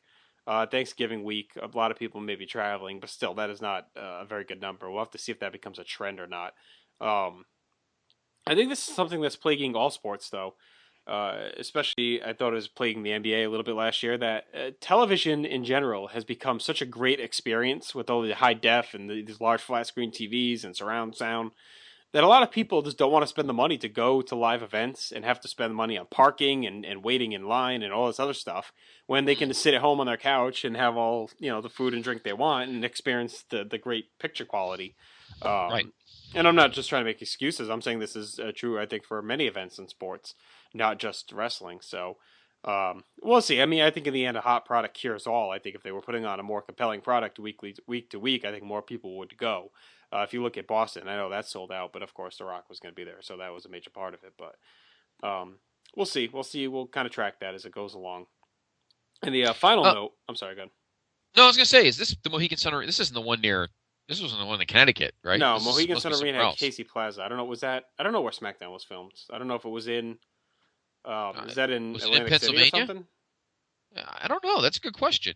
I'll have to look that up. I don't know because Raw was in Hershey. Hershey. Yeah, I don't see why they would go back. I don't know. It's weird. I'll look that up, but it was in. Let's see. I'm looking at WrestleChat. Doesn't say. Let me see if one of our other sites does. But that's weird. I'm curious about that. But that number wise, that's hideous. I mean, because they had a great crowd. I mean, the crowd we were at last week in Bridgeport was excellent. I mean, it was a sellout, almost 7,000. So, and we didn't have a problem with the crowd. So, all right. Last news note here from WrestleChat before we move along. Don't look for Dave Bautista to be in a WWE ring anytime soon. Definitely not next year's WrestleMania. Batista realizes with The Rock and John Cena in the main event for next year's Mania, he'd be shut out of the top pay. Besides, according to several sources, he is very happy with his gym business and acting career. Batista is pursuing other ways of making money in his post-WWE career, including modeling. He keeps a very good relationship with TMZ, which posts stories on him enough that he remains in the mainstream media eye. Batista is also looking at getting deeper into MMA business, if not as a fighter, then some sort of capacity behind the scenes. Low-Key, a.k.a. Caval, has been training at Batista's gym in Florida, which is endorsed by UFC main eventer Nick Diaz's trainer, Cesar Gracie. So, a little Batista update for you. Of course, not the news you were hoping for, I'm sure. I would love to see. I would love to see the Animal come back. One of my favorites of all time. SmackDown was in Wilkes-Barre. Okay. So there must be a Mohegan Sun sponsored place there too. So, all right, makes sense. Yeah, they were in Hershey, which is in the exact same part of the state of Pennsylvania. So, all right, that works out. Okay, that's it for the news. All right.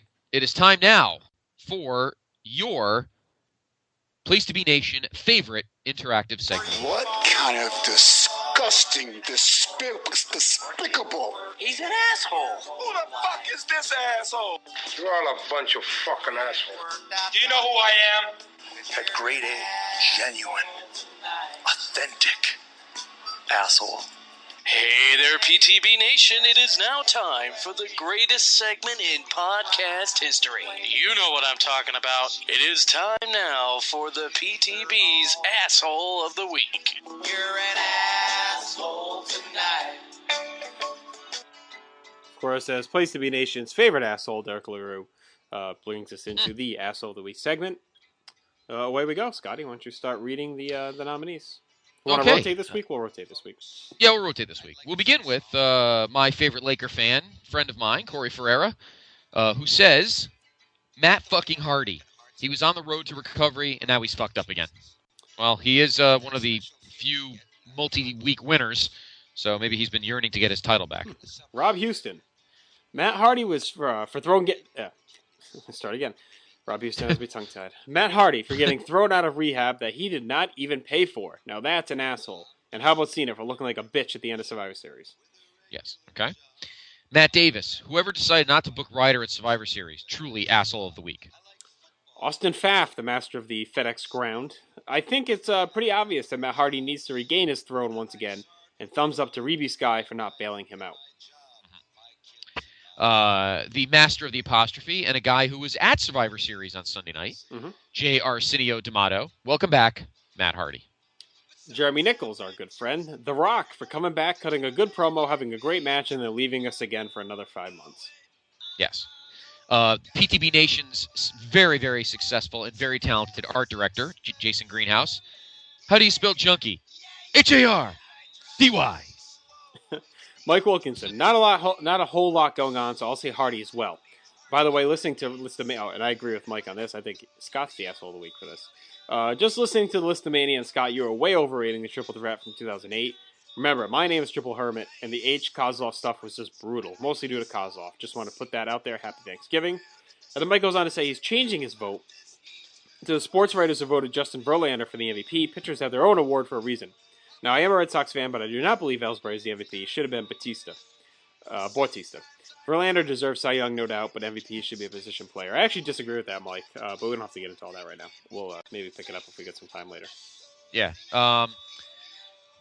Yeah, I probably was kind of beefing up that match more than it probably should have been, but I don't know. Probably because I was live and I thought the energy level was great. And I don't know. It's again, matches are tough to grade when you're live because you think of them differently than if you're watching them on TV. So, Steve Gross, our friend, the Mr. Burt Reynolds of this is the guy who used to work in our company. We used to call him Burt Reynolds because he had the awesome Smokey and the Bandit mustache.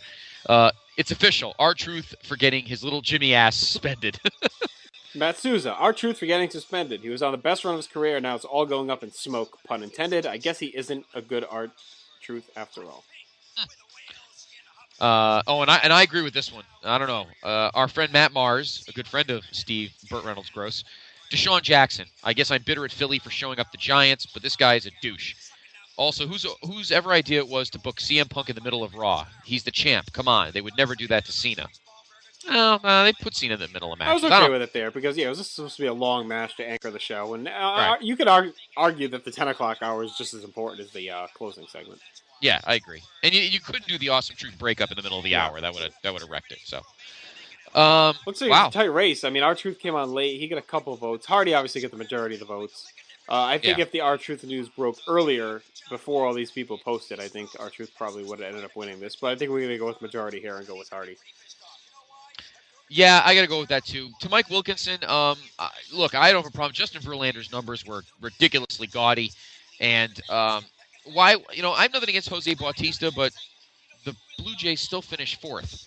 If Jose Bautista wasn't on the team, they'd still finish fourth. So what difference does it make? I don't buy into that part of it. I just think that, I guess with this argument I do, because I think Verlander, if you really look at it, without him, they don't go nearly as far as they would have, because he ended up winning, 23 games? 24? He won something crazy, like a quarter of the team's games he basically won. So, I mean, he was nasty, and I don't think just because you win Cy Young means you can't be MVP. I mean, I don't necessarily agree with that. I mean, if you were the most valuable player, you're the most valuable player. Just because you also happen to be the best pitcher, I don't think that should disqualify him from being considered the most valuable player as well. The MVP has never said it's not in the rules that it's just position players. I mean, if that was the case, it would be the award for best position player. And just because pitchers don't win it often doesn't mean that they shouldn't be allowed to in special circumstances. Right. No, I agree. I mean, look at the last pitcher to win the MVP. It was Dennis Eckersley in 92, and I'm sure there were other guys in 92 that more deserved it than he did. But the last starter was Roger Clemens in 1986, and his numbers were just as ridiculous as Dwight Gooden's was in 85, and they gave Mike Schmidt the MVP in 85, even though Doc's numbers in 85 were just as gaudy and sickening as Verlander's was. So, but again, you're right. This is a debate we can talk about more in the offseason. But I think clearly Matt Hardy, to get thrown out of rehab when you're not even paying for it, you're just a freaking Did you know the whole story? So. He blew they thought he was acting erratically, so they gave him a breathalyzer and he failed it, and he tried to say it's because he had just used mouthwash, but they didn't buy it. So they tossed him out, and of course he ended up getting arrested because of it. and Reeve Sky refused to bail him out, and she's kind of been going through her own little pathos play on Twitter. I don't know if any of those who follow her, she obviously is very torn about what she should do, still wants to back her man up, but doesn't really want to reward him for his stupidity. So, yeah, I don't know. The Hardys, disaster as always. Yeah, he's a mess. All right, Matt Hardy, you win. Asshole of the week. Congratulations. Yep. You're back. Congratulations, you piece of shit. That's like, what, your third championship, so I hope you're happy. You're a triple threat winner. He might be getting up there with Penn State as having to be retired as an option because he I know. dominated. It should be maybe it should be called the Matt Hardy Asshole of the Week award. We also another great Rob Houston idea we came up with today at the gym. When I ran into him was that we might have to do a Hall of Fame, and at the end of the year, the last podcast of the year, every year, for however many years we go on, we'd induct one or two members into the Asshole of the Week Hall of Fame. So maybe we'll do that. Yeah. Well, right now, obviously, the guy in the lead, the two in the lead are clearly the entire Penn State University and probably Matt Hardy. I think what we would do it is if they make the Hall of Fame, then they're not eligible going forward. That it's already in. Right. So. Yeah, exactly. Okay. So there you go. That is your Asshole of the Week, and that leaves one last piece of business. So why don't you get us fired up? Yes, it is the last segment of the week, last segment of our show, and of course, being Thanksgiving, it is the main focus of the weekend, and that is...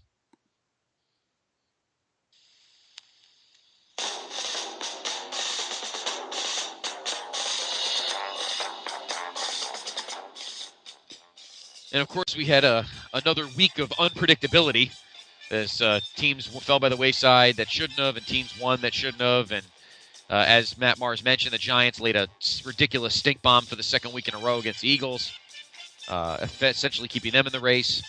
I don't even want to talk about your team. We'll get to them in a minute, but that game Thursday night was a fucking disaster. I don't know, man. I don't know. I saw that coming a mile away. We talked about how the schedule is bullshit, and of all the offenses, all of a sudden your defense has to prepare for is that fucking shit show clusterfuck, and then going into Denver. I don't want to get into it. Yeah, it's well, you guys have a ridiculously winnable game on Sunday, but we'll get to that in a minute. If they play that game on Sunday instead of Thursday night, I think the Jets win. No, I think they would have too. They should have won anyway. They had the lead late. Yeah. Well, how do you give up a 30-something-yard bootleg or whatever the hell it was at the end? I don't know. I think they were just fucking exhausted by that point, honestly. Yeah, I'm tired of them. I think the offense is a mess, and I think they're overrated. And I still think the Jets have a good chance to make the playoffs. But we'll get to that. We'll get to that when we get to the team. Anyway, it is week number 12. I need to break in for a minute here because I am watching this primetime from Christmas of '89, and this is the one where Dusty Rhodes brings Sapphire out of the crowd and they start dancing on the podium. It was nice, tremendous. Okay, tremendous. That's it. Awesome. Anyway, it is the week 12 of the NFL season, and I have we're done with. Continued to pad my lead, by the way. I am up 6 now on you. Oh boy, you might be pulling away. We'll see what happens this week. I'm gonna have to pick some. I'm gonna have to pick some kooky upsets here to kind of catch. I hate doing that, but. We're running out of weeks, and we'll have to see what happens. So here we go.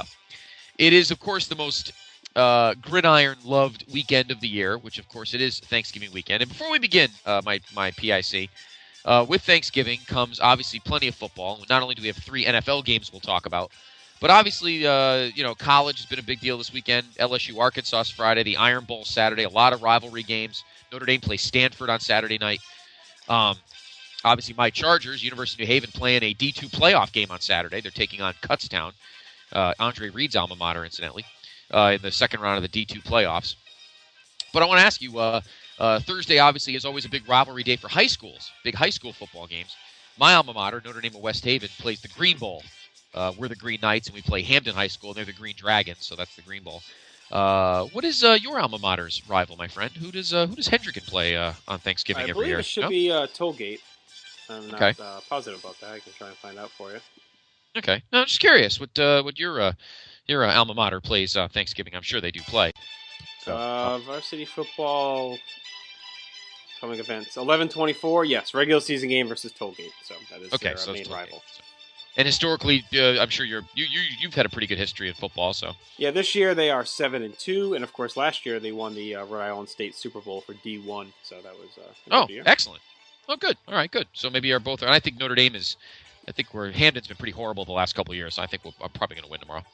Okay, let's get down to business. It is Thanksgiving week, which of course we have 3 games on Thursday. We'll begin 12:30 from Ford Field in Detroit, of course, one of the two teams that play every year on Thanksgiving, and that is the Detroit Lions. And historically, at least over the last probably 6 or 7 years, this game is nothing more than a chance to drink a lot of pumpkin ale before dinner, which is usually what I do. Of course, I'll be partaking of that and some nice Narragansett Fest before dinner tomorrow. But tomorrow, though, or on Thursday, we actually have a pretty good game. The Detroit Lions hosting the undefeated Green Bay Packers. These two used to play every year on Thanksgiving. And then the Lions started to rotate opponents. This game was going back and forth. In the beginning of the year, we thought this game would be awesome. Then there was the stretch, of course, where the Lions lost 3 in a row, and we thought it would be ugly. And now the Packers have looked, even though they've won their last 2, they've looked a little vulnerable, particularly on defense. I don't think the Lions are going to win this game. I'm taking the Packers. But I'll tell you something. Stafford, 5 touchdowns last week. Don't be surprised they start slinging the ball around and giving themselves a puncher's chance. I wouldn't be surprised if the Packers get backed into a corner in this game. But I still think they'll hang on and win. Yeah, I think Detroit will be in it early, and then Green Bay will pull away late. I mean, you're talking about a team in Detroit that, yeah, they put up a ton of points, but they also gave up 40 points to Carolina. So their defense is not looking that great lately. And the strength, of course, is their front line and their run defense, but Green Bay doesn't bother running the ball, especially now with James Starks being hurt. They probably won't run at all, so unless it's Aaron Rodgers scrambling. So I think they light it up, and I think they go into Detroit and put up some points. I think it'll be high scoring on both ends, but yeah, Green Bay remains undefeated. Okay. All right, next up, the game that I always enjoy every Thanksgiving afternoon.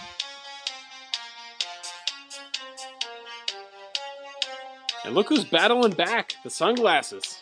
Exactly. 3 straight wins. Comfortable win this past week. Predicted as they by headed your to boy. Dallas. Predicted by your boy. Yes, I know. And it's my guys, it's my coach, so I got no problem with it. So I'm very torn.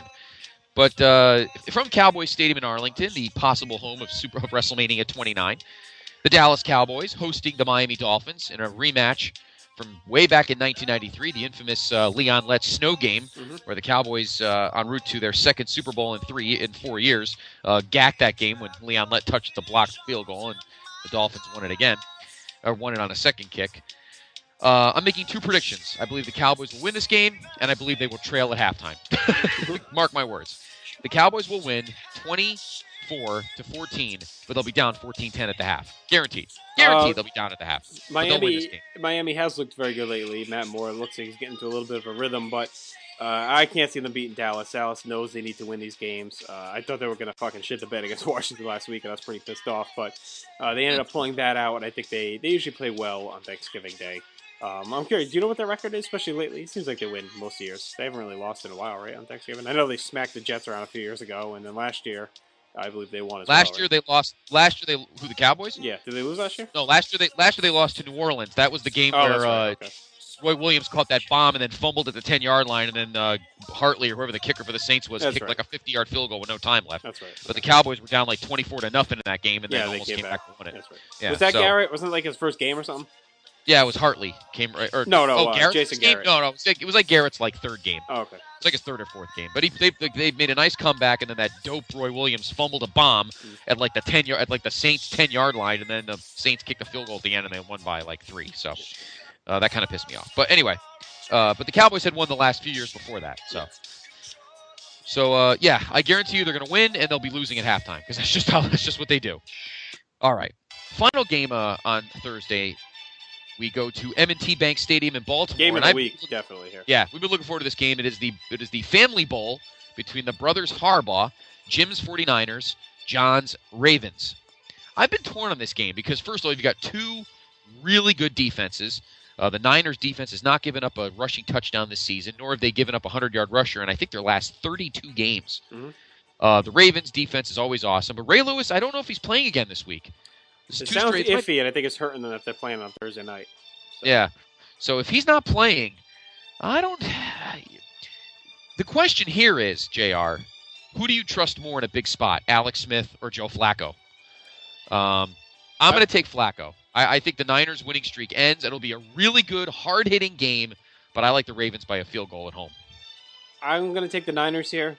I like Alex Smith to control his offense better than I do Flacco against the Niners D that has injured people severely. We've talked about week after week, and Alex Smith hasn't gacked it up at a big spot yet. Flacco has, so that's what I'm going by. San Francisco playing very confidently right now. Baltimore has some confidence, and they win, then they lose, then they win, and they lose these stupid games. And to me, they seem more beatable than San Fran does right now. If it was in San Fran, to me, this would kind of be more of a no-brainer. The fact that it's in Baltimore worries me a little bit, but San Fran's also come into Detroit. They've come into Philly, and they came into Cincinnati early in the year and won all those games. So until the Niners prove me wrong, I'm going to go ahead and keep picking them.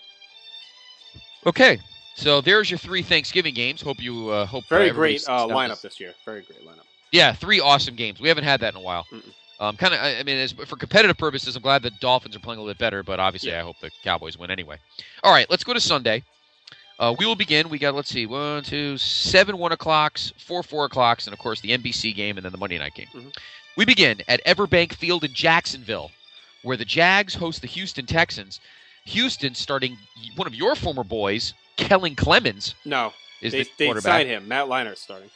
Oh, Leinert's going to start. Yeah. I would rather start Kellen Clemens, to be honest with you, because I think Matt Leinert's a tool. But either way, the Texans, this could not be the worst. Why, for the love of God, did the Texans not go after Kyle Orton? I don't think they would have won the waiver claim, but from what I saw, the whole reason behind it, and I kind of agree with them, is that Leinert's been in their system now for 2 years, and I think they'd rather go with someone who understands the playbook, and instead of bringing Orton in, who's going to have to learn everything and try and pick the system up. And honestly, I think Leinert's going to be okay. I may be delusional a little bit, but they're such a running team. Their running game is dominant. Their O-line is very good, and they have a great receiver.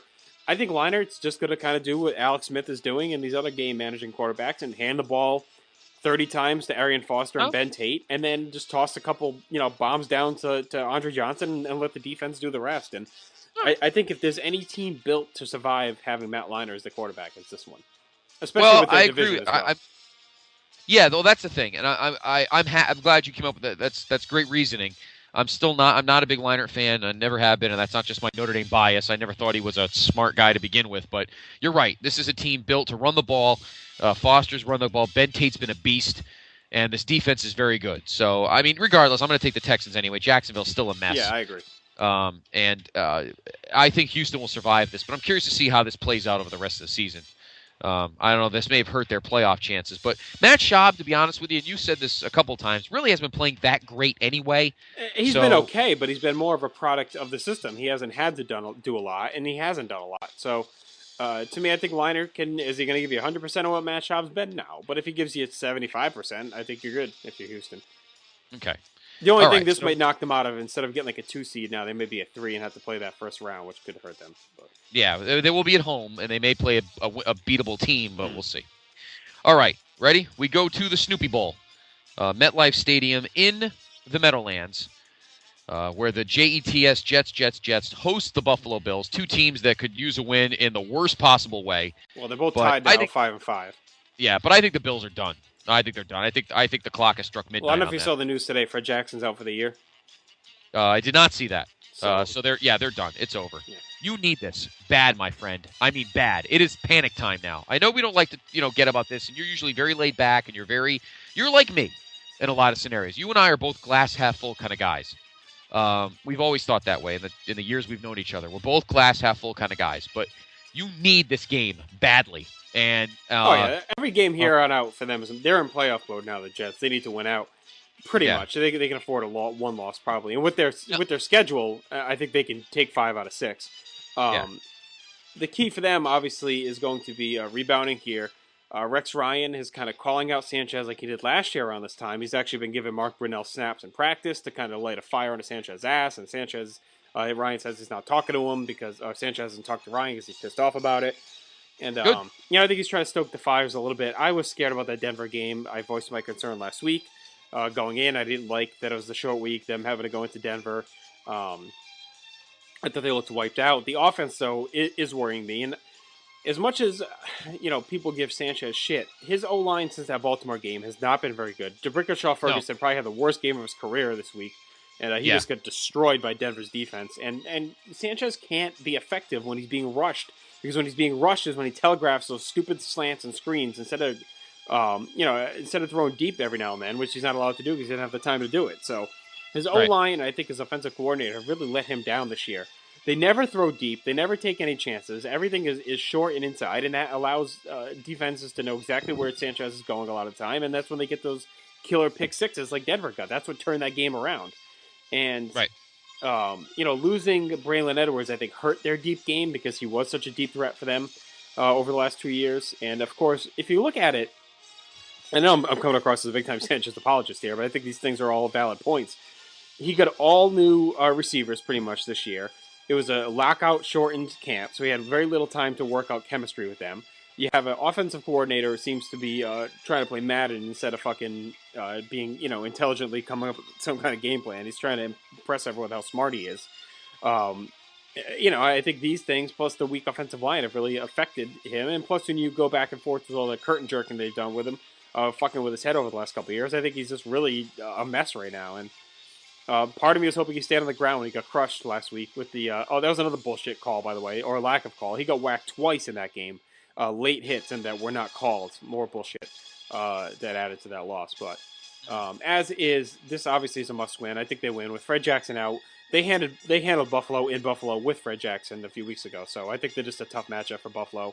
Fitzpatrick, I don't think, has the ability to shred up the Jets' pass defense. So I like the Jets here. Hopefully they get some offense going, though, because that's what they really need to build. I'd like to see them put up 30 or 35 in this game to kind of get their swagger back. And for those that are counting them out altogether, just look back at the last 2 years. They've been in the same spot mid-season both years and have turned it around late to come back and win and make the playoffs. So I think as long as the key to them is that Cincinnati falters, I think that's what they need to hope for. So we'll see. I concur with you that the offensive line has been a disaster so far. And, it's funny, the guys down here, the 1050 ESPN Radio in New York, they're the Jet station, and they the play-by-play guy does a talk show. He thinks that people are being too hard on Schottenheimer, that, the plays need to be executed. It's really not the play calls themselves. I half agree with that, half don't agree with it. Yeah, but he doesn't call he always has them in these weird situations. It's like they're caught in between. Like Rex wants to kind of do the ground and pound, and he wants to kind of do this weird hybrid West Coast thing, and it just seems like they're always 3rd and 8, and, because they run it up the middle twice, and then they force Sanchez to make a play on 3rd and long every time. And my beef is that they just don't take any shots downfield. They have no plays over 20 yards. You know what I mean? It's just it's frustrating to see them not take chances deep, especially those two games against the Patriots, the worst secondary in NFL history, and they're not throwing deep at all. Well, that first drive, they're marching down, they hit the slant to Holmes and everything else, and it's like, look, they're marching down, and then all of a sudden they stop taking those shots. It's frustrating. Right. I don't want to take up more time, so let's move on. Yeah, I like you guys in this game. I think Buffalo is just you guys are just more talented. You just have to use it now. So I like the Jets at home. I think you got to win this game, pure and simple. All right, we move on to Paul Brown Stadium in Cincinnati, where the Bengals host Cleveland in the Battle of Slow-Ohio. The Bengals are playing very good still. Andy Dalton still playing close to mistake-free. The Browns are a mess. The Bengals win easy here. Yeah, and the Bengals have lost 2 straight, but they played hard against Baltimore and Pittsburgh. They did not cave like maybe you would have expected them to, and I agree. Cleveland played tough last week. I'm not going to say they played well, but they outlasted Jacksonville and showed some guts in that game. But I think Cincy's just more talented again. So yes. All right, we move on to the Georgia Dome in Atlanta, where the Falcons, with a win last week, trying to keep pace with the Saints. It's not going to be easy. They host the Minnesota Vikings, who looked hideous on Monday night against the Packers. Christian Ponder, I kind of feel bad for this kid. He's trying his hardest, and his stats don't look terrible, but the rest of that team just sucks. I mean, they're just not very good, and they need a major draft overhaul. I like the Falcons here. They got to pick up as many easy wins as they can to get back in. Especially now with Peterson out as well. I mean, Minnesota just doesn't have many weapons going into Atlanta. I think Atlanta wins this handily. Yeah, I do too. We move on to the Edward Jones Dome in St. Louis, where the Rams host Arizona. Oh, God. This is like one of those unwatchable piles of crap of the week. I want to say the Rams have tried to play good at home, but they got beat up by Tennessee last week. No, Seattle. I mean, Seattle last week. It was Tennessee the week before, I think. This game is just, I don't know. Skelton, Red Skelton there, has been... well, they pulled him. I don't think he's even... I don't know if he's even starting this game, because he got pulled half through that game last week, so... Yeah, that's true. You know what? I'm going to give my man Bradford one more week. I'll take the Rams at home. What the hell? Me too. I think Seattle's actually not bad, to be honest with you. I think they're coming along, and they have a pretty good defense. Arizona, of course, went into Philly, beat Philly, but I think that was more of an aberration than the norm. So I'll take the Rams here, too. Okay. We move on to the Lucas Oil Stadium in Indianapolis, where the winless Colts host Carolina. Cam Newton, they racked up points, but he did not look good last week through 4 picks. You'd like to think the Colts are going to win eventually. Nope. I don't This think they could are. be a win for them, but I can't do it. I'm taking Carolina. But don't be Carolina's surprised. defense is awful. So Indy may finally put up a few points, but I think Carolina, I think they win this game. Yeah, I think the Colts more and more. I was actually talking to somebody this week who, today at work, I was goofing with them that maybe, if Romo somehow blows it in December again, that maybe they package a deal after the Colts draft Andrew Luck and the Cowboys get Peyton Manning. But I don't know that. I was just being funny. But in any event, the Colts probably will fall to 0-11 after this week. But I think they'll put up a fight against Carolina.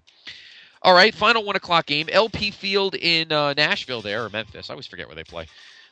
Where the Titans host Tampa Bay. Pretty even matchup here. Two teams with pretty good defenses. Offenses have been a little shaky.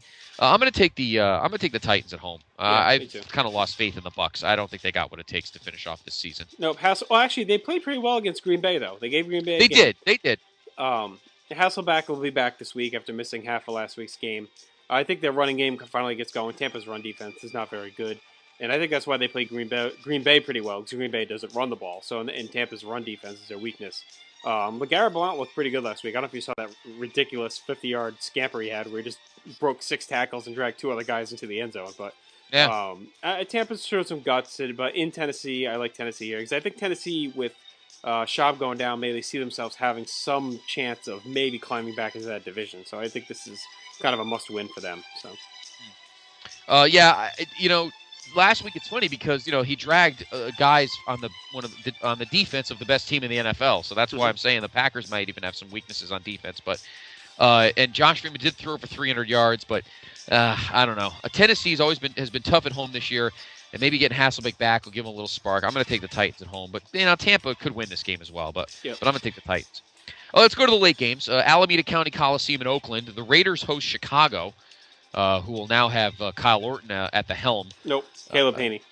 Haney. I'm sorry, Haney will start. Orton will not probably be ready till next week. No, he's not. He went to Kansas City. Oh, no, he's in Kansas City. That's right. He got picked up on waivers. I forgot about that. I was late today. I just read that while I was working late. So it is Haney, who's last threw a pass in last year's NFC Championship and almost won that game against the Packers. I hate to say it. They went into Minnesota. Palmer seems to finally kind of getting settled into this offense. The kid Bush, right? Is it Bush that's playing backup for the injured McFadden? Yeah, he's been really good. He's running the ball well. I'm taking the Raiders at home. I like him here. I don't think Palmer's going to get it done again. Chicago's D has been playing very, very well. And I think this is going to be the Matt Forte show. I think he's good. They're just going to keep feeding him the ball, and then they'll let Haney pick apart the defense once they have to commit to the run. So I like Chicago to stay hot here. I think they go into Oakland and steal this game. Okay, I think because the AFC West is wide open, the Raiders are technically in first place right now. Yeah, they are. I think they're going to fight hard to keep it. So we'll see. I think it'll be a fun game though. It's a fun game. Good contrast of styles there. Well, we head to CenturyLink Field in Seattle, where the Seahawks host Washington. The Redskins played game against the Cowboys, which I knew they were going to do. But this is one week where I can honestly see the Seahawk defense really stepping up. And I think finally the home field will work to their advantage. I'm going to take the Seahawks. Me too. Washington has looked better since Grossman came back in over Beck, but Seattle at home is very tough. And coming off that win against St. Louis, I think they're going to finish kind of strong. And if the Niners weren't so dominant, they may have a shot like last year where they ended up sneaking into the playoffs because it was such a weak division. They don't have that luxury this year, but I think they finish strong again for Pete Carroll. Okay. We head to Qualcomm Stadium in San Diego, where the Chargers host the Denver Broncos. And I'm done with this. I'm sorry. I'm glad Kyle Orton's gone. Good luck with him in Chicago. He deserves a better job. I'm tired of this Tebow crap. The offense is a haphazard pile of garbage, and I'm done with it. I think if San Diego's got any nuts whatsoever, and if Phillip Rivers has anything left in his tank as a tough NFL game quarterback, they go in there and they rip the Broncos to shreds. I'm not going to say it's not my lock of the week, but my lock of the week actually is the Texans in Jacksonville. But I think San Diego's got to come out here and just punch these guys in the mouth. All right, enough of this magic carpet ride with this guy. This offense is like a bunch of plays drawn in the dirt, and that's not how you run an NFL offense. I'm taking the Chargers. I think they win big. It's funny because we're reversing field from our early season stuff, but I'm taking Denver only because I don't know. I guess I got to take Tebow until he can't do it anymore. And San Diego, I think, is done. Honestly, I think they're cooked. Denver's defense has actually been. It's funny because everyone's crediting Tebow, but it's their defense that's been keeping them in these games for Tebow to win at the end. So San Diego struggled this year on offense, and Rivers has not looked that great this year. And I think Denver's defense will give him fits. I think Von Miller's been playing out of his mind. I think they're going to hit him a few times and rattle him. And I think Denver goes in there and steals another win, and this whole legend of Tebow continues to grow. Well, I hope not, only for the sake of Norv Turner and the Chargers, because, this division's so wide open. If any of these teams want to be in the elite again, they got to win these games. So enough's enough now. Enough dancing around. They have more talent than the Broncos, and they have to show it. Well, by the way, my dream now is that San Diego misses the playoffs, Norv Turner gets fired, and the Jets hire him for their offensive coordinator, because he's a tremendous offensive coordinator, and he's very good working with quarterbacks. Hey, man. Yeah, his playbook won me 3 Super Bowls, so I agree with you 100%. Yeah, I don't argue with that. He was pretty good in San Francisco. The year he was there is when Alex Smith actually was playing well, before this renaissance. And so I think if they brought him in, I think he may be the one guy who would have a good chance to turn that offense around and helping Sanchez grow. So that's kind of where I'm at right now. I'm hoping San Diego misses the playoffs and they bring him in. I know it's kind of a long shot, but that's kind of what I'm hoping. All right. The final late afternoon game, we go to Lincoln Financial Field in Philadelphia. Fascinating game here. The Eagles host the right now the top seed in the AFC. Break your heart, buddy. The New England Patriots. This is a weird game. I can see the Eagles stepping up and winning this game. Well, Vic's out again. Yeah, and Vince Young seems to only be able to beat the Giants and nobody else. So I'm taking the Pats. Yeah, me too. Right now they've got the opening, and I know we despise Belichick, and you hate Brady. I don't have a problem with him. But now that they have the door open, it's time. Their schedule at the end of the year is pretty soft, and we've talked about it. So this is their chance to shut the door and take the top seed in the AFC. So Vince Young may play well enough. I don't think so.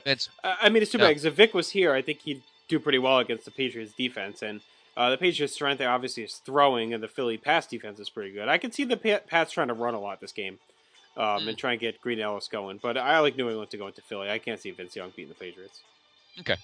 The Sunday night NBC game takes us to Arrowhead Stadium in Kansas City, where the Kyle Orton show begins, as they host the Pittsburgh Steelers.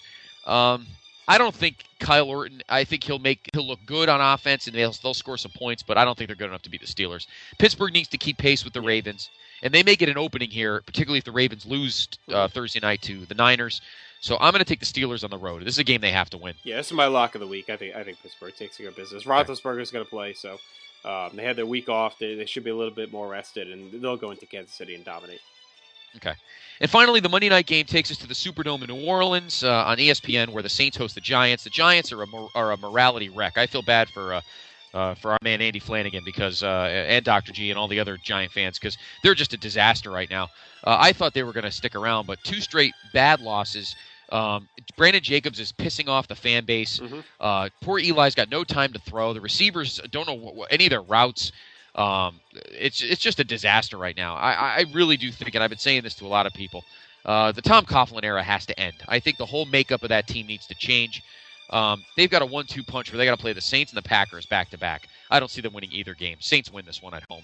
Yeah, their schedule is brutal down the stretch, and I can't see them going into New Orleans and winning this game. So, but then again, we always say whenever you think they're going to win, they win, and when they're supposed to lose, they play out of their minds, and Eli carries them to victory. But I can't see it here. I think New Orleans gets the win to keep control of the NFC South. And also, I didn't mention it before, but my upset of the week is the Niners beating the Ravens. Okay, my upset of the week. I guess I don't know. Are the Raiders favored or the Bears? Raiders are favored. Oh, okay, never mind. I don't know. I don't know which one am I. Are the Cardinals favored or the Rams? Rams. Jesus, I don't think I have any upsets. I don't think I picked any of them. Is Denver favored? Actually, Philly, according to my list here, I don't know if it's going to stay this way, but Philly was favored. No, Denver's. Denver's the underdog. Yeah. Okay, so my upset pick then is the Chargers beating. Oh, Denver's the underdog. Oh, okay. Oh Christ, I don't know.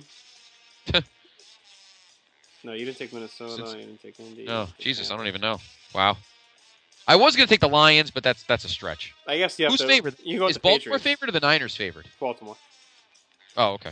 You can go with the Patriots. That'd be your upset, I guess. Yeah, I guess so, even though Pittsburgh really an upset. But Yeah, I know, but none of these other upset teams really are sticking out at me. So, and I could pick the Giants if the Giants at least won one of these last two over the Niners or the Eagles. I may have picked them, but their running game is non-existent. So I could see Sean Payton playing a lot of nickels and dimes, and he knows this team and he knows this offense.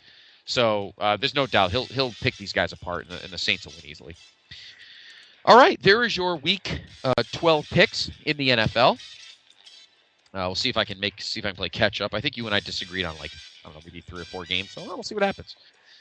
The buys are done, and this is where all the games count. So my PIC is crossing his fingers on his Jets because this is a game they absolutely have to win. I'm going to guess that my guys are going to win on Thursday and probably trail at the half because that's usually what they do.